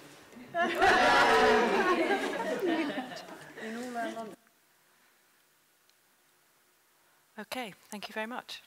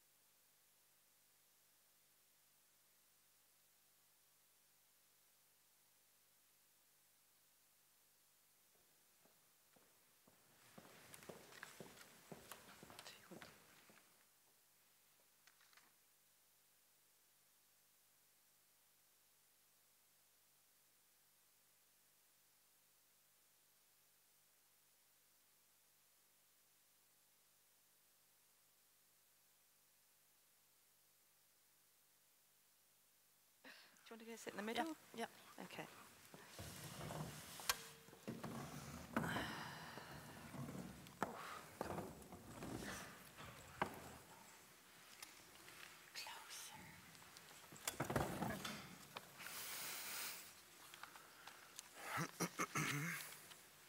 That's really showing off the... Yes. Do you hear us? Can you hear us? This? Yeah? Good.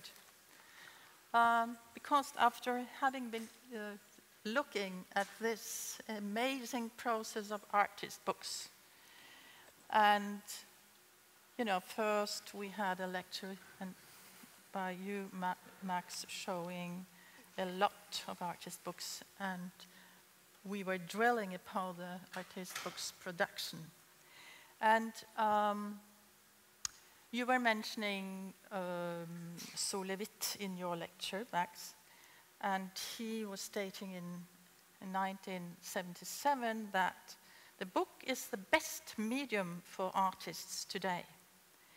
And according to Anne Mogla Delcroix, who probably, she's a philosopher and a curator, philosopher at the Sorbonne University, who has probably written the world's most elaborate survey on an analysis on artist books in her Esthétique du livre d'artiste.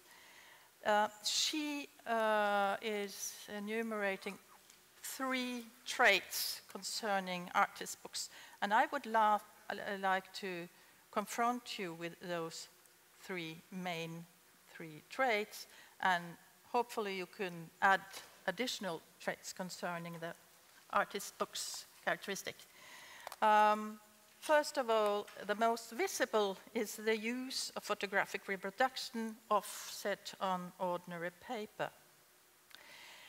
The second distinctive trait is letting the artist book circulate within the commercial network, ordinary books, pocket books, for people not used to visit galleries and museums. I quote Ed Ruscha on this one of the key figures on this point. He is saying, my main goal is to communicate with people, to reach far out. For this purpose, the artist book is, I quote, a mass-produced product of high order. So no limited edition, and as you know, 26 gasoline stations in 1963. It was only 450, and the second edition was, well, no number. Okay, the third trait, compared to other books, is the dominant role of the artist herself, himself, responsible for the whole process of production. So the artist shares responsibility with her or himself, no sharing of responsibility with writers or academics. So, are you agree that that's relevant And could you add other traits that you would find characteristic? Who's going to go? You want to go first? Sure. Go for it. You want me to go first? Well, the first one, I mean, artist books do not have to have photographic reproduction. But I think the second, wait, what was the second one? The second one was?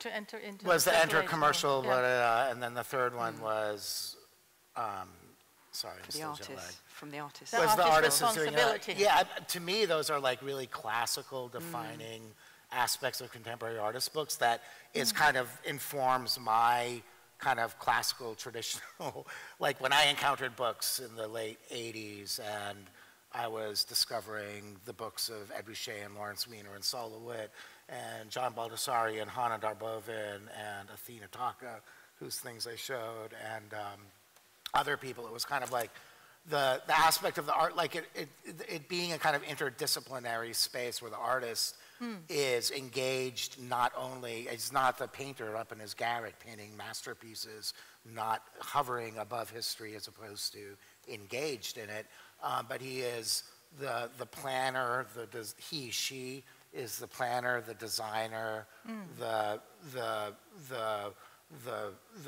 involved in the actual production aspects of it, and the artist, you know, and then also I don't know, it's like you're not just the artist, you're also engaged in design and production and organizational aspects relating to the manufacturing of the piece, which because it's produced within this industrial framework kind of sets it apart from studio fine art practices in a way.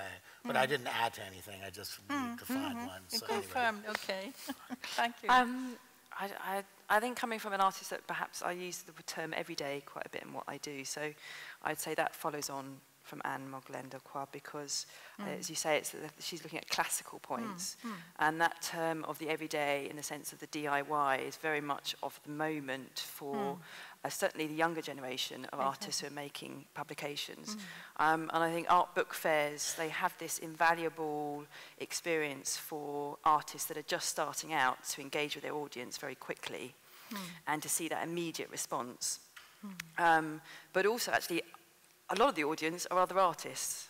And I think that's perhaps something she doesn't pick up. And you are actually communicating with your peers.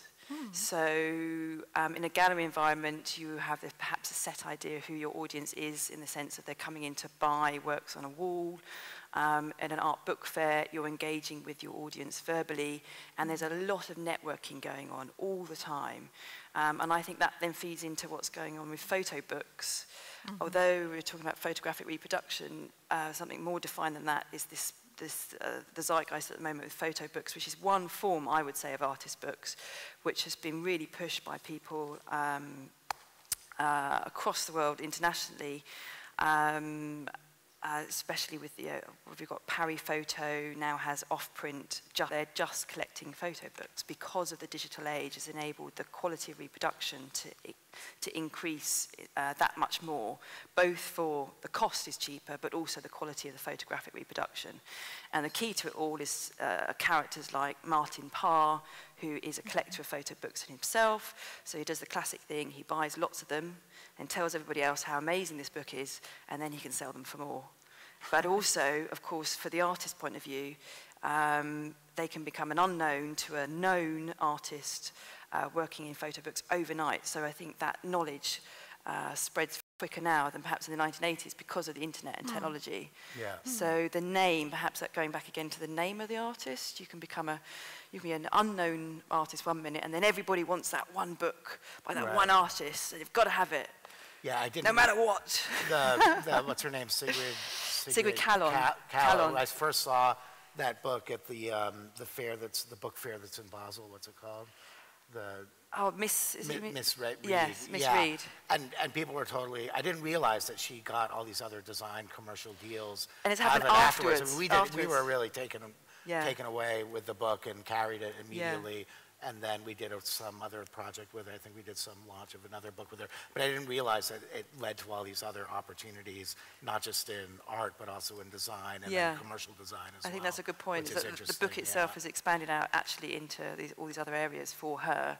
Yeah. She was exhibiting with Taube Allback at the Florence Lowry. So, you know, Taube has had a practice that's been well known for quite some time, and Sigrid, you know, made a book, and 2 years later she's exhibiting with Taube Allback. So that's right. Oh, I didn't know they were exhibiting together. Yeah, that was a good. We did a pop-up book with Taube Auerbach that was epic. That was project. fantastic. It was huge. Yeah, that was like a volume piece. piece. It was a six-piece. 6 volumes. Each one was an independent. It was about this big. And each one was basically an abstract sculpture that you would open up. It was a huge sculpture, and they would form into these, you know, geometric shapes and stuff like that. But it was done in a massive. We found it was factory produced, and it took. I mean, there was a very complex process. I really don't know a lot about the production aspect of books. I'm in the distribution end, but it was a super complex project that involved paper engineers and different project consultants and stuff like that. And there was one false start, but then it was produced in an edition of 1,000, and for such a large-scale, complex book, it was also relatively quite cheaply priced. It started out at about $300. I mean, Taube Allback is a good example of that dissemination of knowledge. I think, and again, something Anne hasn't picked up on, is that Taube started a publishing imprint under her own name, which one is an open print, so there's no edition number to it, and two, the intention of that was, in a sense, to undermine the gallery system, that she was losing control of her own work. And so I was at a talk of hers at the ICA, and she was recounting certain situations that were, you know, the sale of her work and the cost, and the emails that going backwards and forwards between collectors and her gallery that were really pretty underhand at times. And she felt that she was losing control of her own work, and so publishing allowed her that platform to say what she wanted, full control, and it in the sense that it doesn't have any cost to it because it is an open edition. Right. So that really is she's intentionally making sure that, and she does even though it probably would happen, right down to packing her stock into a suitcase and hauling it with her onto the airplane and going out to the book fair and sitting at her booth and stuff like that. Even though she's a very that's very down to earth. Sought after artist. You meet the artist directly, face to face, and I think that again is a very leveling experience. Certainly, I mean that's for me what was inspiring when I first started out, meeting someone like Simon Cutts at a book fair. Coracle Press, really admired his work, you know, knew about the gallery that he'd set up as, you know, similar time, the 70s and 80s in London, first person to show a number of artists that are well known now, and I as a student was able to just rock up to his stand and chat to him. And that was a, you know, that was a momentous moment for me, and I thought actually yes, is that sense of leveling out as the artist. To be the everyday artist, you should be at the level of the audience that you engage with. You know, who am I to assume this sort of stage setting, as I know, I appreciate we're all sitting here, but you know, at the moment the conversation is very one-sided. You're not able to give your 10 pence worth at the moment. A matter of time. But obviously you can add a lot of other traits concerning the more differentiated production process. That's for one thing. And of course, how to mediate, how to, you know, get works acquainted on the net.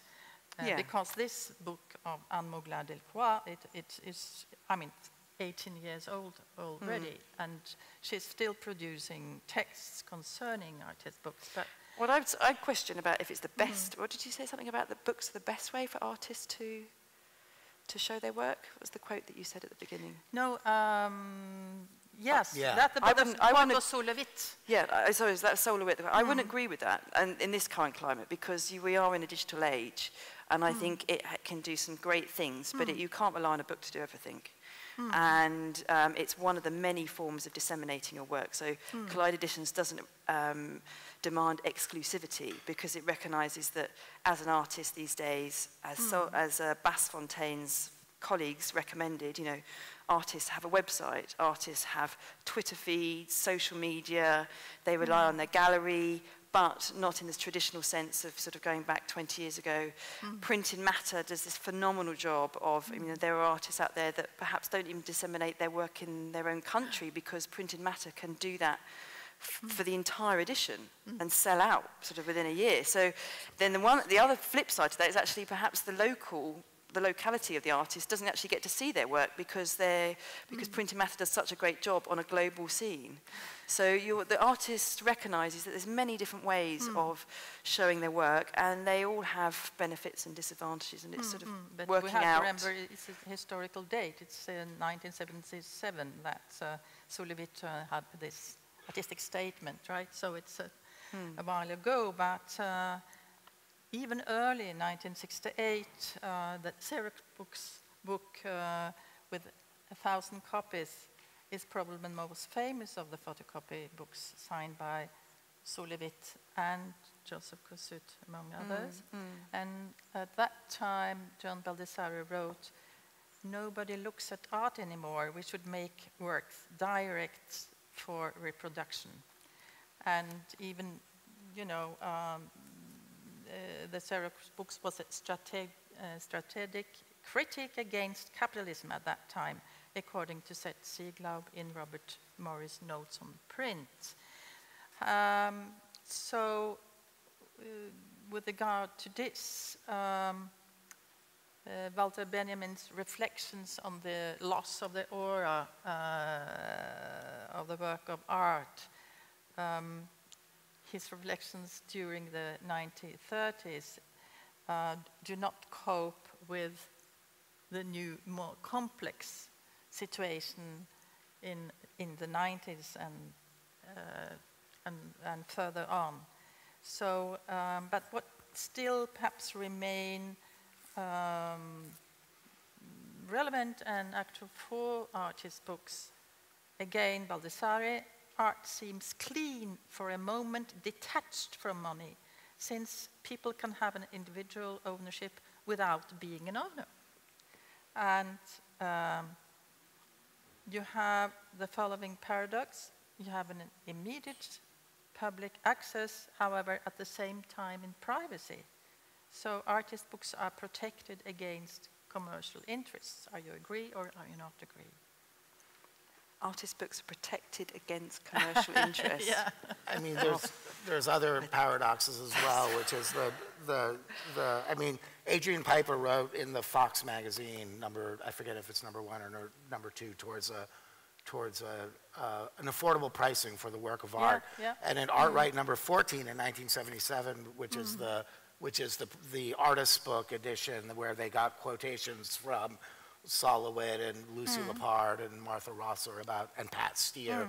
Artist books are affordable, disposable, accessible, blah, blah, blah, which said all these things, which were statements similar to these people defining them very much within this, you know, historical context of the 70s and stuff. And Adrian Piper's Cheap Art Utopia that was part of Art Right 14, and then the one that was in the Fox towards an affordable one. I don't know if it was there where she kind of talked about the idea. I mean, that Fox group was very engaged in a capitalist critique, as was Art and Language and stuff. And so I don't know if it was Adrian Piper or someone else who referenced the ideal kind of when we achieve the socialist utopia, the way that you will get your artwork is you'll call the artists union. The artists union will, and it was some from Rodchenko or some Russian constructivist or avant-gardian, and they said, this when we achieve the socialist utopia, you'll call the art union. The art laborer will come over, they'll paint a black square on your wall, he'll get paid the wage plus the material costs, you'll have your art, and then art will indeed be this, you know, public good and also formally pure, abstract, you know, whatever kind of thing as well. But Adrian Piper labored towards, or gave a lot of thought towards a consistent kind of compensation cost system for the valuing of art. And I feel like that was like a motive, and Ed Ruscha's interest in the kind of both the industrial manufacture but also the distribution of the book entering the you know, the circulation via commercial and everyday means and stuff like that. On the one hand, it's all relative, because even those multiple large editions that Ed Ruscha did, where he did second edition of 2,000 or 4,000 or third edition sometimes, or 5,000 or 6,000, and indeed, you could find these books for $5 in secondhand used bookstores in the 70s, 80s, into the early 90s even for $5. Nowadays, these books are priced at, like the third and fourth editions, you can't get cheaper than $200 or $300 or $400. The first editions often go into the, you know, $800 to $2,000, you know, so you know, forget the aura of reproduction, the aura of the concept. Lucy Lepard, who was one of the first, you know, kind of historians who identified and critiqued, you know, conceptual art and its kind of revolutionary potential, later really disavowed that critique because she said, well, the problem with conceptual art is that it becomes fetishized too and heroicized and entered into the same system of scarcity, value, and ahistoricity, I would say. So I feel like those statements, I mean, I feel like we should return to some of those statements and given the kind of failures of the potential of that kind of the radicality of that vision, readdress it and try to figure out, and I see that it is actually being readdressed within new generations via the kind of the new opportunities that digital media and other forms of communication that you know that present more opportunities for critiques and interventions and alternative economies. No, I am happy to see that somebody wants to have, you know, you raise up. Yeah? I've been asked by Jan Pettersson to do a deductive intervention to break the ice between the stage and the floor. So I'll try to ask an interesting question about artist books. I was wondering... Do you all hear it? I think so. Yeah. There's a mic, and I think everyone hears the mic. At any rate, I was wondering if you could add to the list the kind of multiplication of proximity that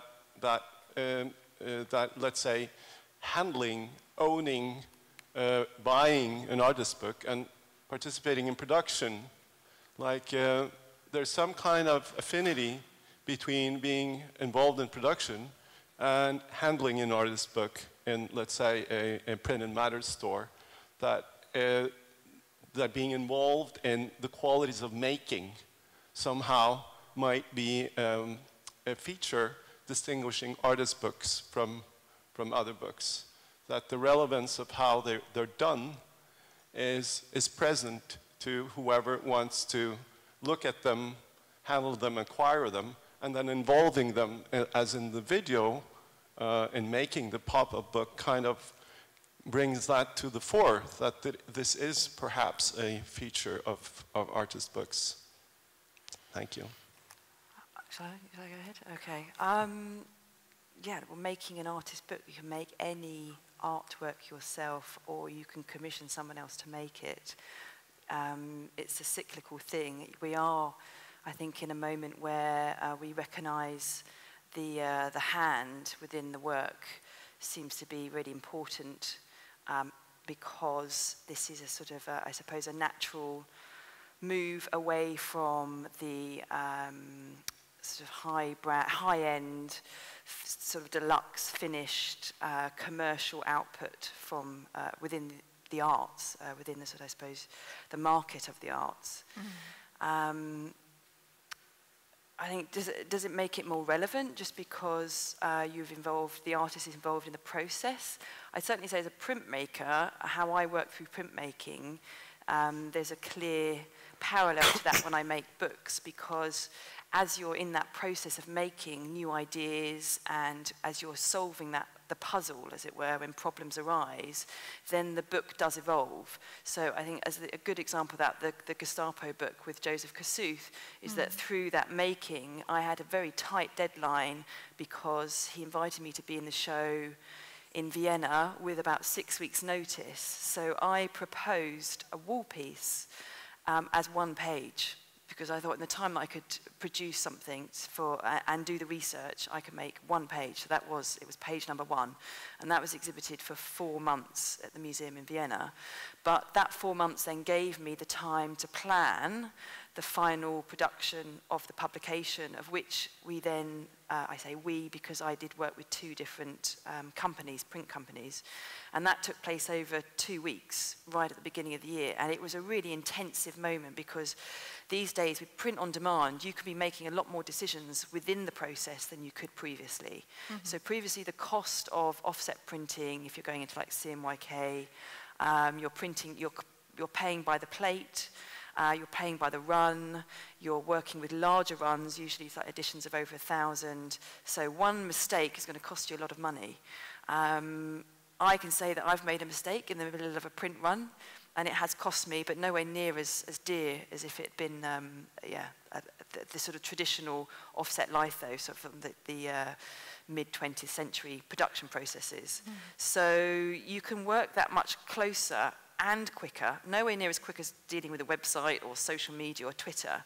But through that process, things come out of that. Mm. And that's how I ended up with Joseph Kassouf's work within my work, because through that design and the timing of turning the pages, I just thought, actually, this is the insert, the inside cover would be great to have a nod to the exhibition, but would Joseph allow that? And he did allow that within the time that I made the work. So yes, I think there's things that can come out of that are unplanned if you want to get involved in the process. And I think more often than not, if you don't involve yourself in the process, then the work can become formulaic. I mean, a good example of that would be in artist books, where artists think it's a good idea to work with something like blurb publishing or sort of online print-on-demand publishing, where it sounds exciting because you can work really quickly and you can drop your images into boxes and it's all very straightforward, and you get the book at the other end and it looks just like everybody else's book that's been printed through a production like Blurb. So you've got to really have the good idea. I think it's the idea that carries the work as much as potentially the process. Mm-hmm. I think the tactility of the book is something that is, that is being rediscovered, but by no means is the engagement with the tactility of the book a prerequisite for artist bookmaking. I mean, Sol LeWitt's whole practice was based on a real disassociation with the canned processes and stuff like that, where things were reduced down to sets of instructions, and that he didn't have to, engage in at all once the idea was set forth and things like that. Mm-hmm. And I do not think that as a mode of working has been, exhausted as a creative and provocative kind of strategy of artistic and production and reflection and stuff like that. But so it's more usual that you take part in the whole process now? What's that? So it's more usual now that the artists take part in the whole... Not necessarily.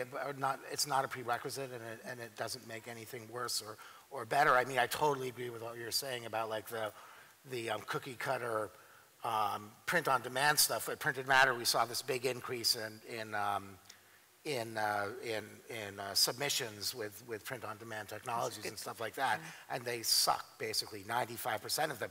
But there is like a certain sensibility and understanding of the limits of that shitty production that some artists get, and there have been some really awesome, crappy but wonderful and beautiful and amazing or provoking and engaging artist books that have been done that way. So it doesn't. No, that's a great term though, the cookie cutter. Right. That's already been scored into my brain, I think. But also, there's also really interesting kind of projects. I don't know if you're familiar with Publication Studio. It's kind of like a U.S. collective that is kind of. They were started in Portland, Oregon, and now they have branches in Vancouver, Texas, upstate New York now, maybe Philadelphia. They have about 6 or 7 or 8 branches. What they do is they have the different, they have RISO or risograph printers. They have simple mechanical glue binders, mechanical spiral binders, all of which you can get for relatively cheap, and then different, and then some computer printers and stuff like that. And basically, they share files between the different publishing communities, and they work both with visual artist books as well as experimental literature and other kind of prose and poetry, more literary or critical theory prose as well, and but also a nice artist book production. And they basically just make things on demand, but they have all of the facilities within their space, and then they share files with the other communities, and so then they make things not in large editions, but they do them often in open editions so that they're produced and manufactured on demand, and they actually kind of eliminate the need for printed matter because they're working both as they're working curatorially, editorially, then design in collaboration with the artists, but then actually the manufacturing them, and then they also do the distribution. So, I mean, we do carry some of their books, but they don't need to go through us because they can reach their different constituencies via this network of geographically dispersed communities and stuff. Other questions from the audience? There are a lot of students working with artist books, and also many artists here who've also done and are interested in the subject matter. Do you have any questions? You have these wonderful people here who they've come from across the sea to answer your question. So what would you like to ask? Rebecca, she has a microphone on the other side, so just if you have something, please. Okay?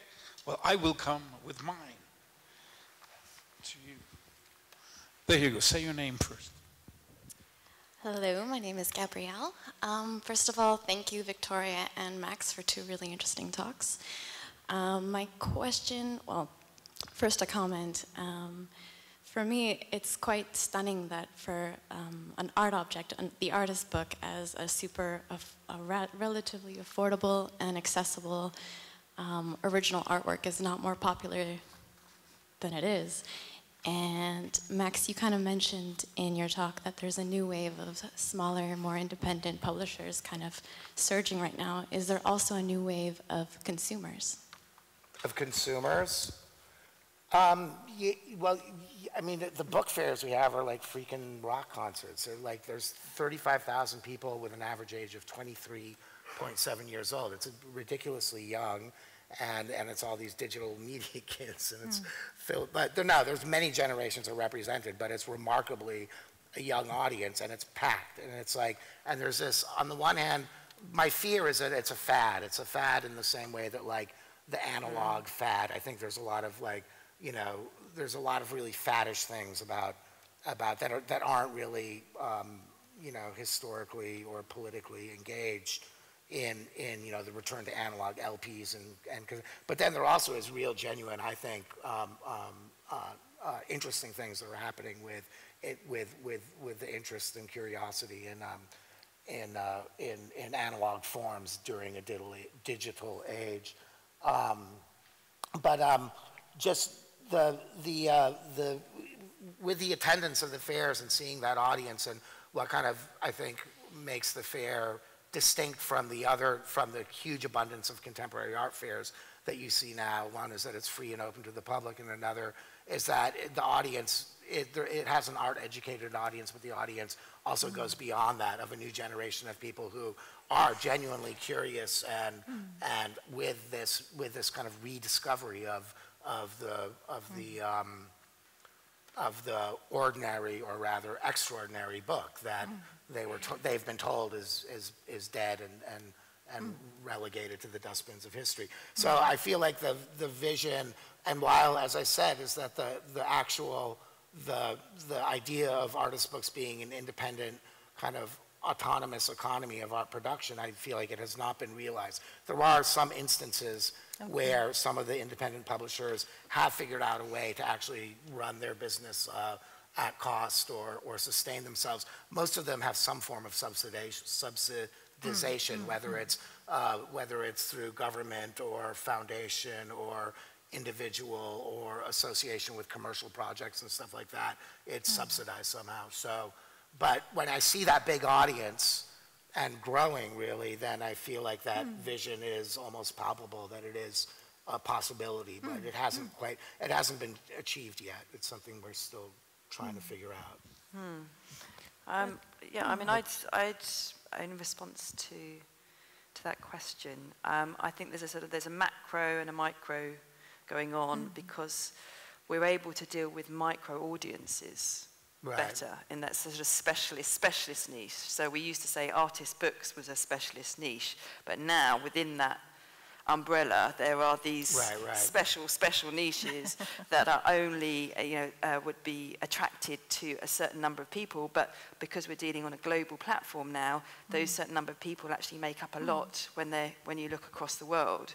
So you can be a small imprint and attract an audience globally, which therefore you could, whether you want to call it consume or disseminate, that's definitely possible, which wasn't possible 20 years ago.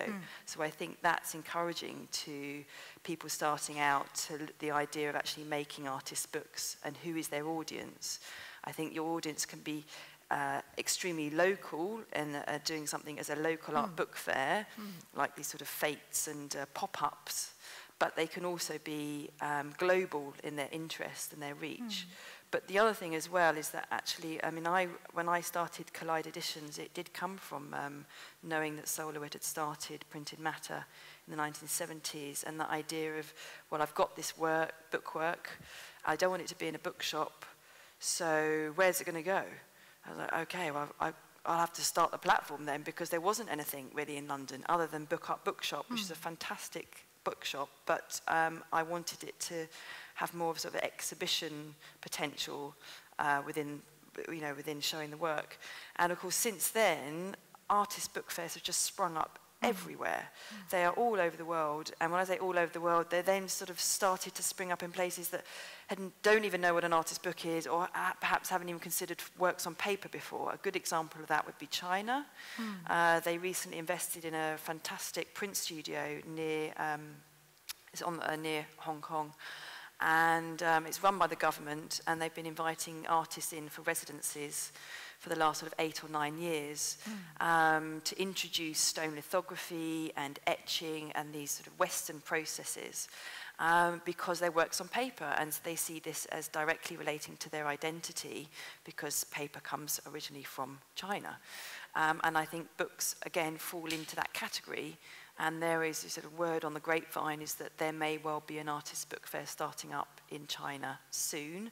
I know of one starting up in South Korea. There's been one going on in Japan for quite a few years now. So I think the audience is expanding globally. There's always a new fair to go to, so you don't need to rely on the one fair. And that, I think, is also something that's my generation of making artist books, they've also started to become more aware of. You don't have to rely on the one. It might be that you do the one for a couple of years and then you go to misread, or then you might try out printed matter. And those different audiences in different nations are of course going to react to your work differently. And that's also really informative for you as an artist. Yeah. You have a list of do you have a list of all these places to exhibit your books? Like, give them to the students. Good idea. Do I have a list of places where these books are? All these places popping up all over the world where you could exhibit your artist book. It's called Google. But that wasn't the question. And you just put artist book fair, and it will just be like, wow. There's one settled. There was one in Bergen, Norway, just a little while ago. Yeah, there's a new one started in Bergen, and so you've got a local thing you can start out, see what the response is. One in Madrid, and then I found out there was one next door in Barcelona. Yeah, that's the Art Libris. We were at that for a couple of years. Buenos Aires. But let's just ask if there are more questions from the students, okay? Sure. But obviously, the artist book field is now, what should I say, more, it has landed in a way that, for instance, compared to 10 years ago, not to speak of 20 years ago, now it's taken for given that you have your own field compared to the field of literature, film, etc. And so, and the artist books field is actually collecting different craft from other fields.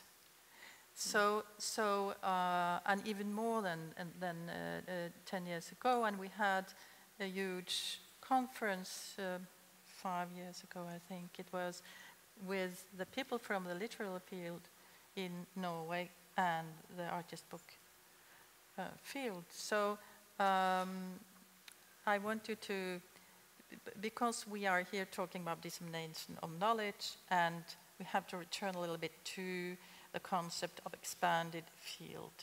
Do you want to just... Yeah.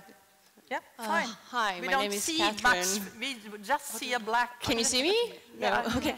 I was just wondering, because we've seen a lot of really exquisite books, but I was wondering if you encounter a lot of artists wanting to challenge the format of the book, because a lot of the books that you've shown us, they follow the traditional format of, you know, you follow the pages from left to right, and I'm thinking this notion of the book is not actually a matter of course. So, yeah, I was just wondering yeah, about I've had video books, you know, that have been submitted. We work with that. They don't have to be on paper, if that's what you require. They don't have to be bound. Again, from the works that actually really excited me as a student often came from artist practices who perhaps had only made one book. A good example would be someone like Anthony Caro. He has a fantastic pop-up piece. It is worth rather a lot, and it's worth more in the art market when they put it on a wall and call it a wall sculpture. But it was originally made as a one-piece pop-up as a book. And again, like Dieter Roth, who's a Swiss artist, he had some really fascinating forms of working with the book. A lot of it sort of like degrading the book and reworking into it.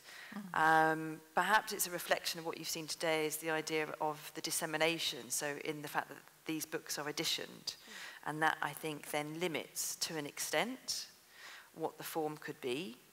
I know some of my students, for example, have already shown me some great ideas, but they exist at the moment as almost in the form of a maquette, as a one-off. And they could exhibit that as the one, but I think what we're talking about today is that sense of the dissemination of knowledge, implying that the print in the multiple, you need to look at the processes of print and how you can then use those processes to create the edition, to broaden your audience, to interact with. So I think the form could be anything, but maybe it's just a reflection of how we work with our audiences of what you've seen today. We just did well, yeah, likewise, a lot of the books that kind of really experiment with the form or even concept of the book and what other notions of the book can be are one of a kind. So there's artists who have really interesting, unique book practices that do sculpture books or things that reference books but don't have the mechanics or the basic form or structure of the book. We recently did a show, Printed Matter, where we looked within our inventory, which is mostly things that are done in large editions, called Innovative Forms and Structures. And within our inventory, we found, and I'm aware of, a lot of different really non-traditional, conventional forms of books. There's an artist, Peter Barnett, who just does these really seemingly, they're not structured random foldings. They are these kind, they are structured, but they don't look it. They look totally random. But he does these different kind of text pieces where they can be literally be read in these totally weird, it almost becomes performative when reading the book because you have to turn it, and there's infinite ways that you can read it. There's scroll books that don't have bindings but come on scrolls. There's ones that come in little mechanical things that actually turn into movies, which is kind of another kind of theatrical form. So we found a lot of very unconventional, I mean, very interesting experimentations, but most of the stuff that Printed Matter carries is done either in editions of over 100 or open editions, and that places some limits on where you can go with what you do. But like, yeah. I mean, like so just on a final note, like something like livre d'objet, that's a whole sort of another genre of artist books, which would be, you know, the book as an object, as a form, and again, that might be unique, or it could potentially be editioned. And I think there's been a big influence of Printed Matter on defining what an artist book is over the last 50 years. And the French would class that as the Anglo-Saxon influence on a genre.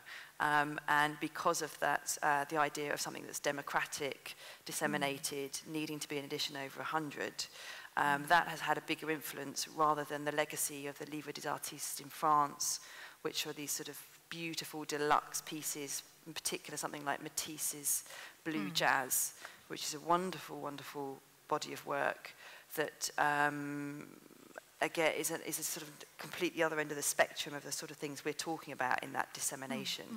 And I don't think he made the work to disseminate the knowledge. It was very much a text, visual piece that he was working with, and that's why he worked through the form of the book. We have another question. Carlos, yeah. Yes? Yeah. Just first a little comment and then eventually a question. The comment is China has a very old and very rich tradition of artist books. Now, during the time they produced these books, the 15th, 16th, 17th, 18th century, they didn't have the concept of artist books. But the Garden of the Master Seal, or all the books produced by the Master of the Nine Brushes, are wonderful examples of artist books. And today you have a wonderful artist working with this noxious ideas, Xu Bing, which I consider to be one of the big, interesting artists dealing with artist books. Anyways, that's a little comment. But the question is that I started working with artist books in the middle 80s. I belong to that generation, right? And at the time, we considered books to be a wonderful site, a place where we could do so many things. We could interact, we could play with other people, we could, at the time we were working with our bodies and stuff, you know, making performances. But I consider the books is a wonderful place where different traditions meet. You know, the tradition of reading, right? And then traditional look at images. And then this place that, you know, you open up a book and then yourself, you have to open up to the book. And then when you close the book is discreet enough to go away and don't bother you anymore, which is lovely, it's wonderful. A painting or a drawing. Sorry to interrupt. Is there a question in there? Sorry. I'm coming. Okay. I'm coming. Now, from this tradition, most of the conversation here was about the edition of books, right?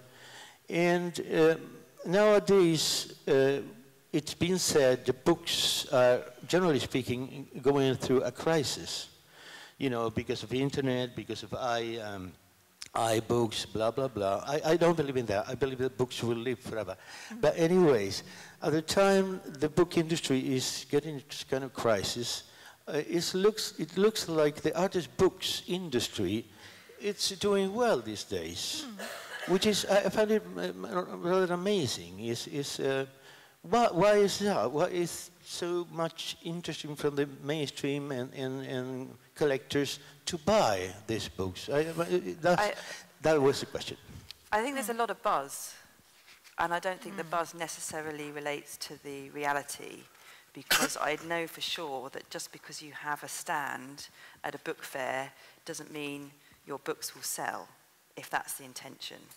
And I think there's an assumption that if you make a book, it must be good and everybody wants to buy it, and that's not true. It's not even a suspicion. I know that a lot of the work that is shown at fairs doesn't sell. However, it's much more than just selling for artist books. I don't think that there is a huge new audience for collecting. You mentioned Xu Bing, there's a collector that I work with, and he collects Xu Bing's artist books, and he's also a prominent photo book collector. So Xu Bing doesn't work through photography, he works through drawing, so it just sort of shows that expanse of interest.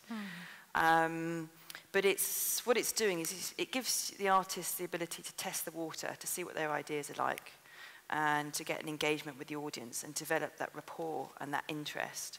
But I do think that, yes, it needs to be clearer to be said that there are many books that do not sell at book fairs. And they have to be carried back in a suitcase back to the artist studio. And perhaps the buzz that Max is a little bit worried about in the, is it a fad, is encouraging many people to make works that are not of the standard that's perhaps necessarily good enough, but they're making it, which is a good thing. They're not consuming, they're making, and I would promote that to everybody. You know, the more people make, I think the more aware they are of what they're consuming. And then how to control that in a sort of political sense, you know, because otherwise we just accept what we consume and we're just not aware of what the media is doing to our minds and, you know, what we read every day. Yeah. Okay. Do you have any explanation for why some books are selling very good and some it's the buzz. That's why you know the buzz is absolutely integral to the selling of within this platform. If we were just talking about fairs, for example, but Collide Editions, when I set it up, I appropriated Ed Ruscha's term "artists who do books" because I walked into the Tate one day and there it was, just staring at me, and I thought that pretty much says what it does on the tin. Yes, I think I'll use that, thanks very much. So, Collide Editions represents European-based artists who do books. And the reason I use that statement is because the US market for artist books, in the sense of the university collections with the libraries and the public collections, are much they're much better funded than certainly in the UK and in other countries. And they are new collections in the sense they're younger libraries, so they have different ways of collecting. And that means that we kept the term what an artist book is as broad, because yes, I deal with livre des artistes in the sense of like the Schmedling, the exquisite illuminated book for a particular library collection because that's what they acquire. But then another collection will be much more interested in the smaller, the sort of more accessible, in fact, in the sense that it's cheaper and a larger edition. So that's why we don't focus on just thinking of the sense of democratically disseminated books, because I'm aware of different collections that collect in different manners. So I hope that answers your question. That some of them have the buzz and rely on the art book fair buzz, but others are because the name of the artist and the quality of the work, and those collections know exactly what they're looking for. We have another question. I have a question for you. Seeing Hilary Powell's wonderful pink production line, I would like to ask that in the expanded field concerning graphic art, the collective is coming in so many different ways. So the question is, are there book productions, let's say like Guerrilla Girls or other groups that are doing interesting artist book productions for the collective, both as from the part of the idea, the concept, and way of production, doing new things in this area? Artist books that are produced collectively. Yeah, set up collectively, produced collectively, thought collectively, yeah. Loved collectively. We just did, I think that's one of the draws to a new generation of bookmakers is the collective possibilities of artist book production, and also just the social engagement, both in collaborating on projects as well as then in having an object that then gets passed around between hands and either sold in kind of, modest economic formats or given in gifts and exchanges and things like that. Other forms of exchange, not just economic, but there are. I did an exhibition. I co-curated an exhibit that was a survey of the history of printed matter, which was a kind of blood and guts. It wasn't just our programming history. It was our administrative history, and it told our economic struggle about how it's really been difficult for printed matter to survive for the 40 years that it has, because artist books do not make a real economy. I'm actually referencing your question, but to go back to the collective thing, is part of the exhibit, we had a bookstore in the front, and then the timeline, and the bookstore was the distribution aspect. And then at the very back end, we collaborated with the New York University print department, and we installed an actual production studio where we had risographs, Xerox, computer printers, a letterpress, and a silkscreen setup, as well as a mechanical glue binder, hand binding equipment, and as the simple mechanical spiral binder. And we invited 6 different artists and artist groups to do residencies. And some of them were artist groups, like we invited the Research and Destroy New York City anarchist group that barely showed up at all. I'm really pissed at them because I thought they were anarchists. I think they're very suspicious of the institutional environment, I guess, as they should have been. But another group called Red 76, that is kind of a nomadic group that's based in Minneapolis, but tours around New York and always works in a collaborative format and has a publishing aspect to them, which is called the Journal of Radical Shimmering. And they put it out in different formats, from newsprint tabloids to books, and it's usually done in collaboration with people from the community where the nomads happen to be landing, and it usually deals with kind of radical underground and forgotten histories that are specific to that space. And so it's a really kind of a remarkable ongoing project that has taken the form of tabloids, bulletin broadsheets, glue-bound, many thick-paged books, usually done in large editions. They usually have to source funding from places and stuff like that. Another group, well, and then the interesting thing, so there was 2 collectives. Oh no, then another group was the Swill Children group. But then during the period of the residency, which was the 2.5 months that we had the thing in, the different collectives and individual artists, there was just this organic kind of further collaboration and kind of cross-pollination of ideas and practices that ended up happening that then crossed out into the streets, because the big demonstration, the big anti-police violence demonstration, the first one in New York, which collected at NYU, Washington Square Park, right outside the door, is that the studio turned into a production facility for posters for the demonstrations. So there was that kind of element of collectivity, and then artist collectivity, collaboration, and then actual social movements and social protests and stuff, political protests. Another group, Temporary Services, which is kind of like, I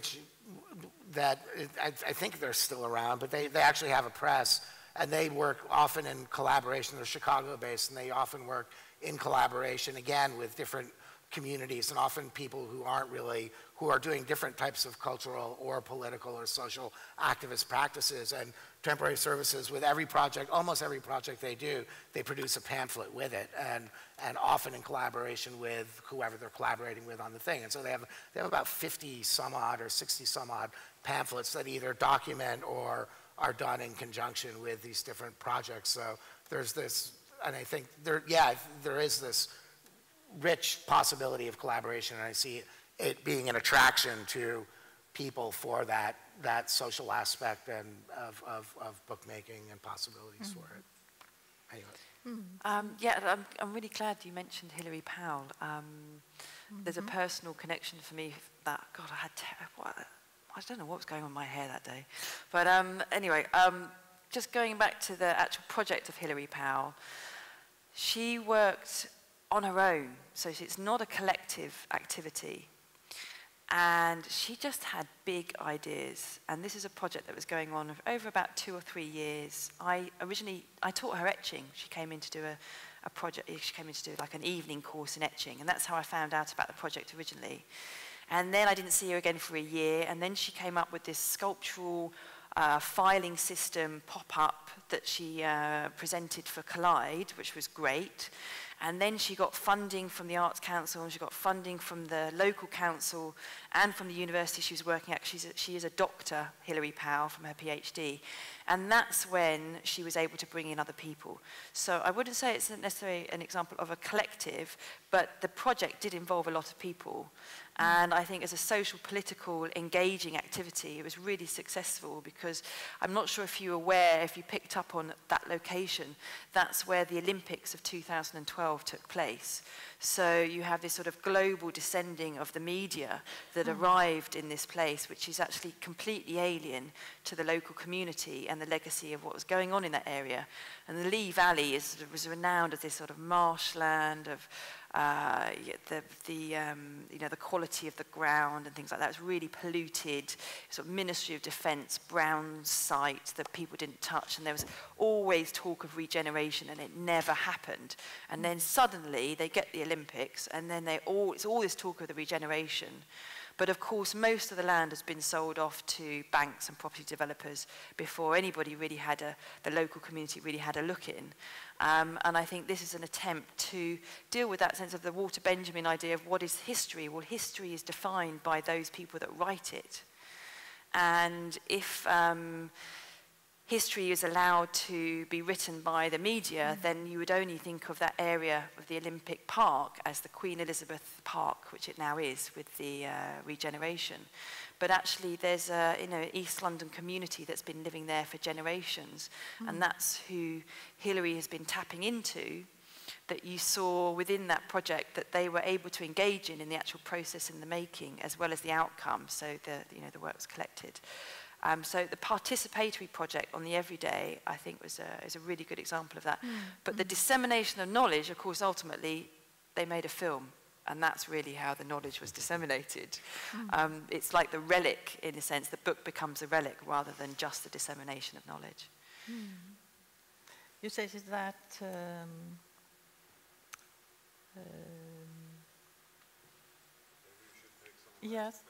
yes, we will take some last questions.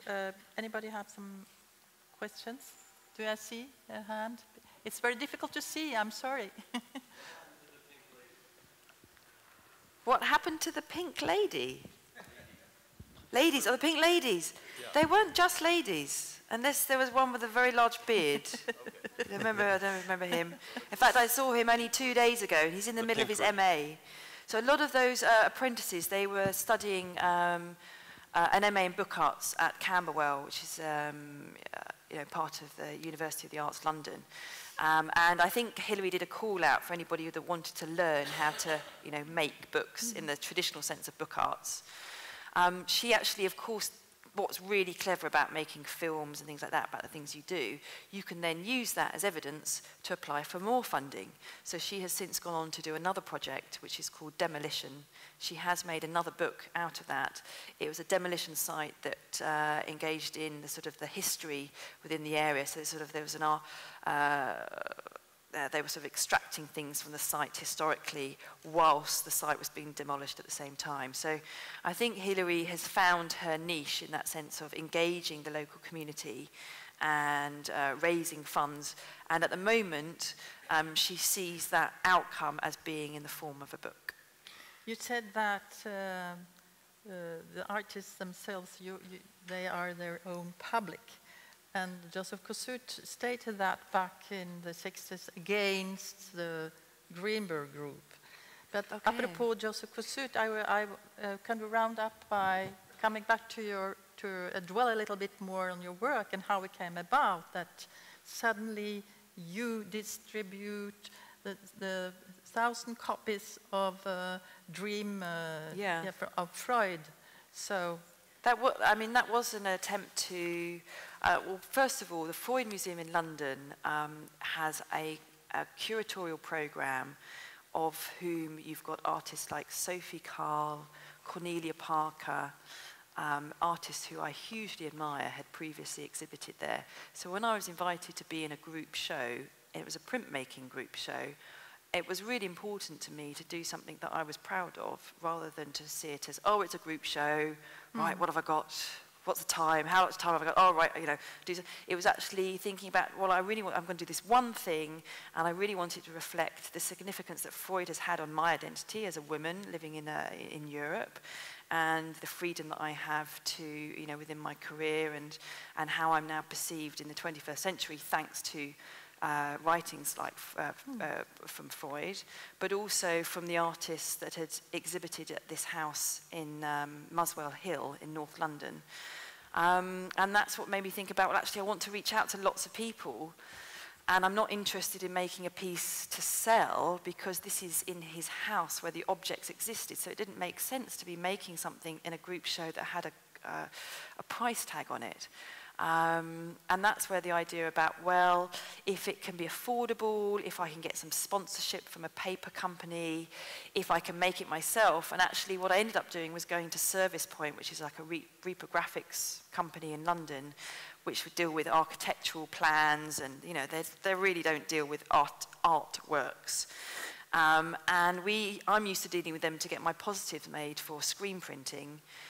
So knowing their quality can be a little bit here or there, I asked them if I would be able to make the work myself, which meant I'd still pay them, but I'd print it and bind it in their repro house. And that's what I did. And so in one day, I did all the printing and the stapling and put it in a box, and then got on the train, went off to the Freud Museum, handed them the box and said, here you go, here's an edition of 1,000. Please disseminate it to the visitors that turn up to the exhibition over the month. And that was the end of that. And then, yeah, so getting a phone call from Joseph certainly wasn't expected, but I'd say it's a really good example of allowing the unexpected to happen. So rather than having this clear plan of, right, I'm going to make something, it's got a price tag on it, and I've got to work out my costs and things like that, and now I have a clear idea who my audience is going to be, it can be a form of actually allowing the unknown to happen, to disseminate it freely for the unexpected. Yeah. And to round up, we are informing you all, if you don't know, that we are actually starting a publishing workshop here with the design department, collaboration with the Academy and the Department of Art and Craft. So I think they'll be getting a lot of submissions. Yeah. Yeah. Bring them on. But certainly not cake cutters or what do you call them? Cookie cutters. And that would be a good start, I think, for the studio. Anti-cookie well, cutter. I think it was our principal who said that. We have drinks and food waiting yeah. out there, so I think now so, is the you time know, to we have been having political elections, and somebody was talking about the Arabic Spring. So I rounded up by saying, war does not determine who is right, only who is left. Bertrand Russell. Thank you, Max. Thank you. Thank you. Yeah. Thank you. Thank you. Thank you. Okay. Lots of thanks to the opening panel, and we now invite you for a drink in the reception and some food along the way. And during this week on Wednesday and Thursday, we'll be running a bar between 4 and 6 o'clock, so we can have some talks together afterwards. Small thing, just so you know. Okay? See you in a couple of minutes.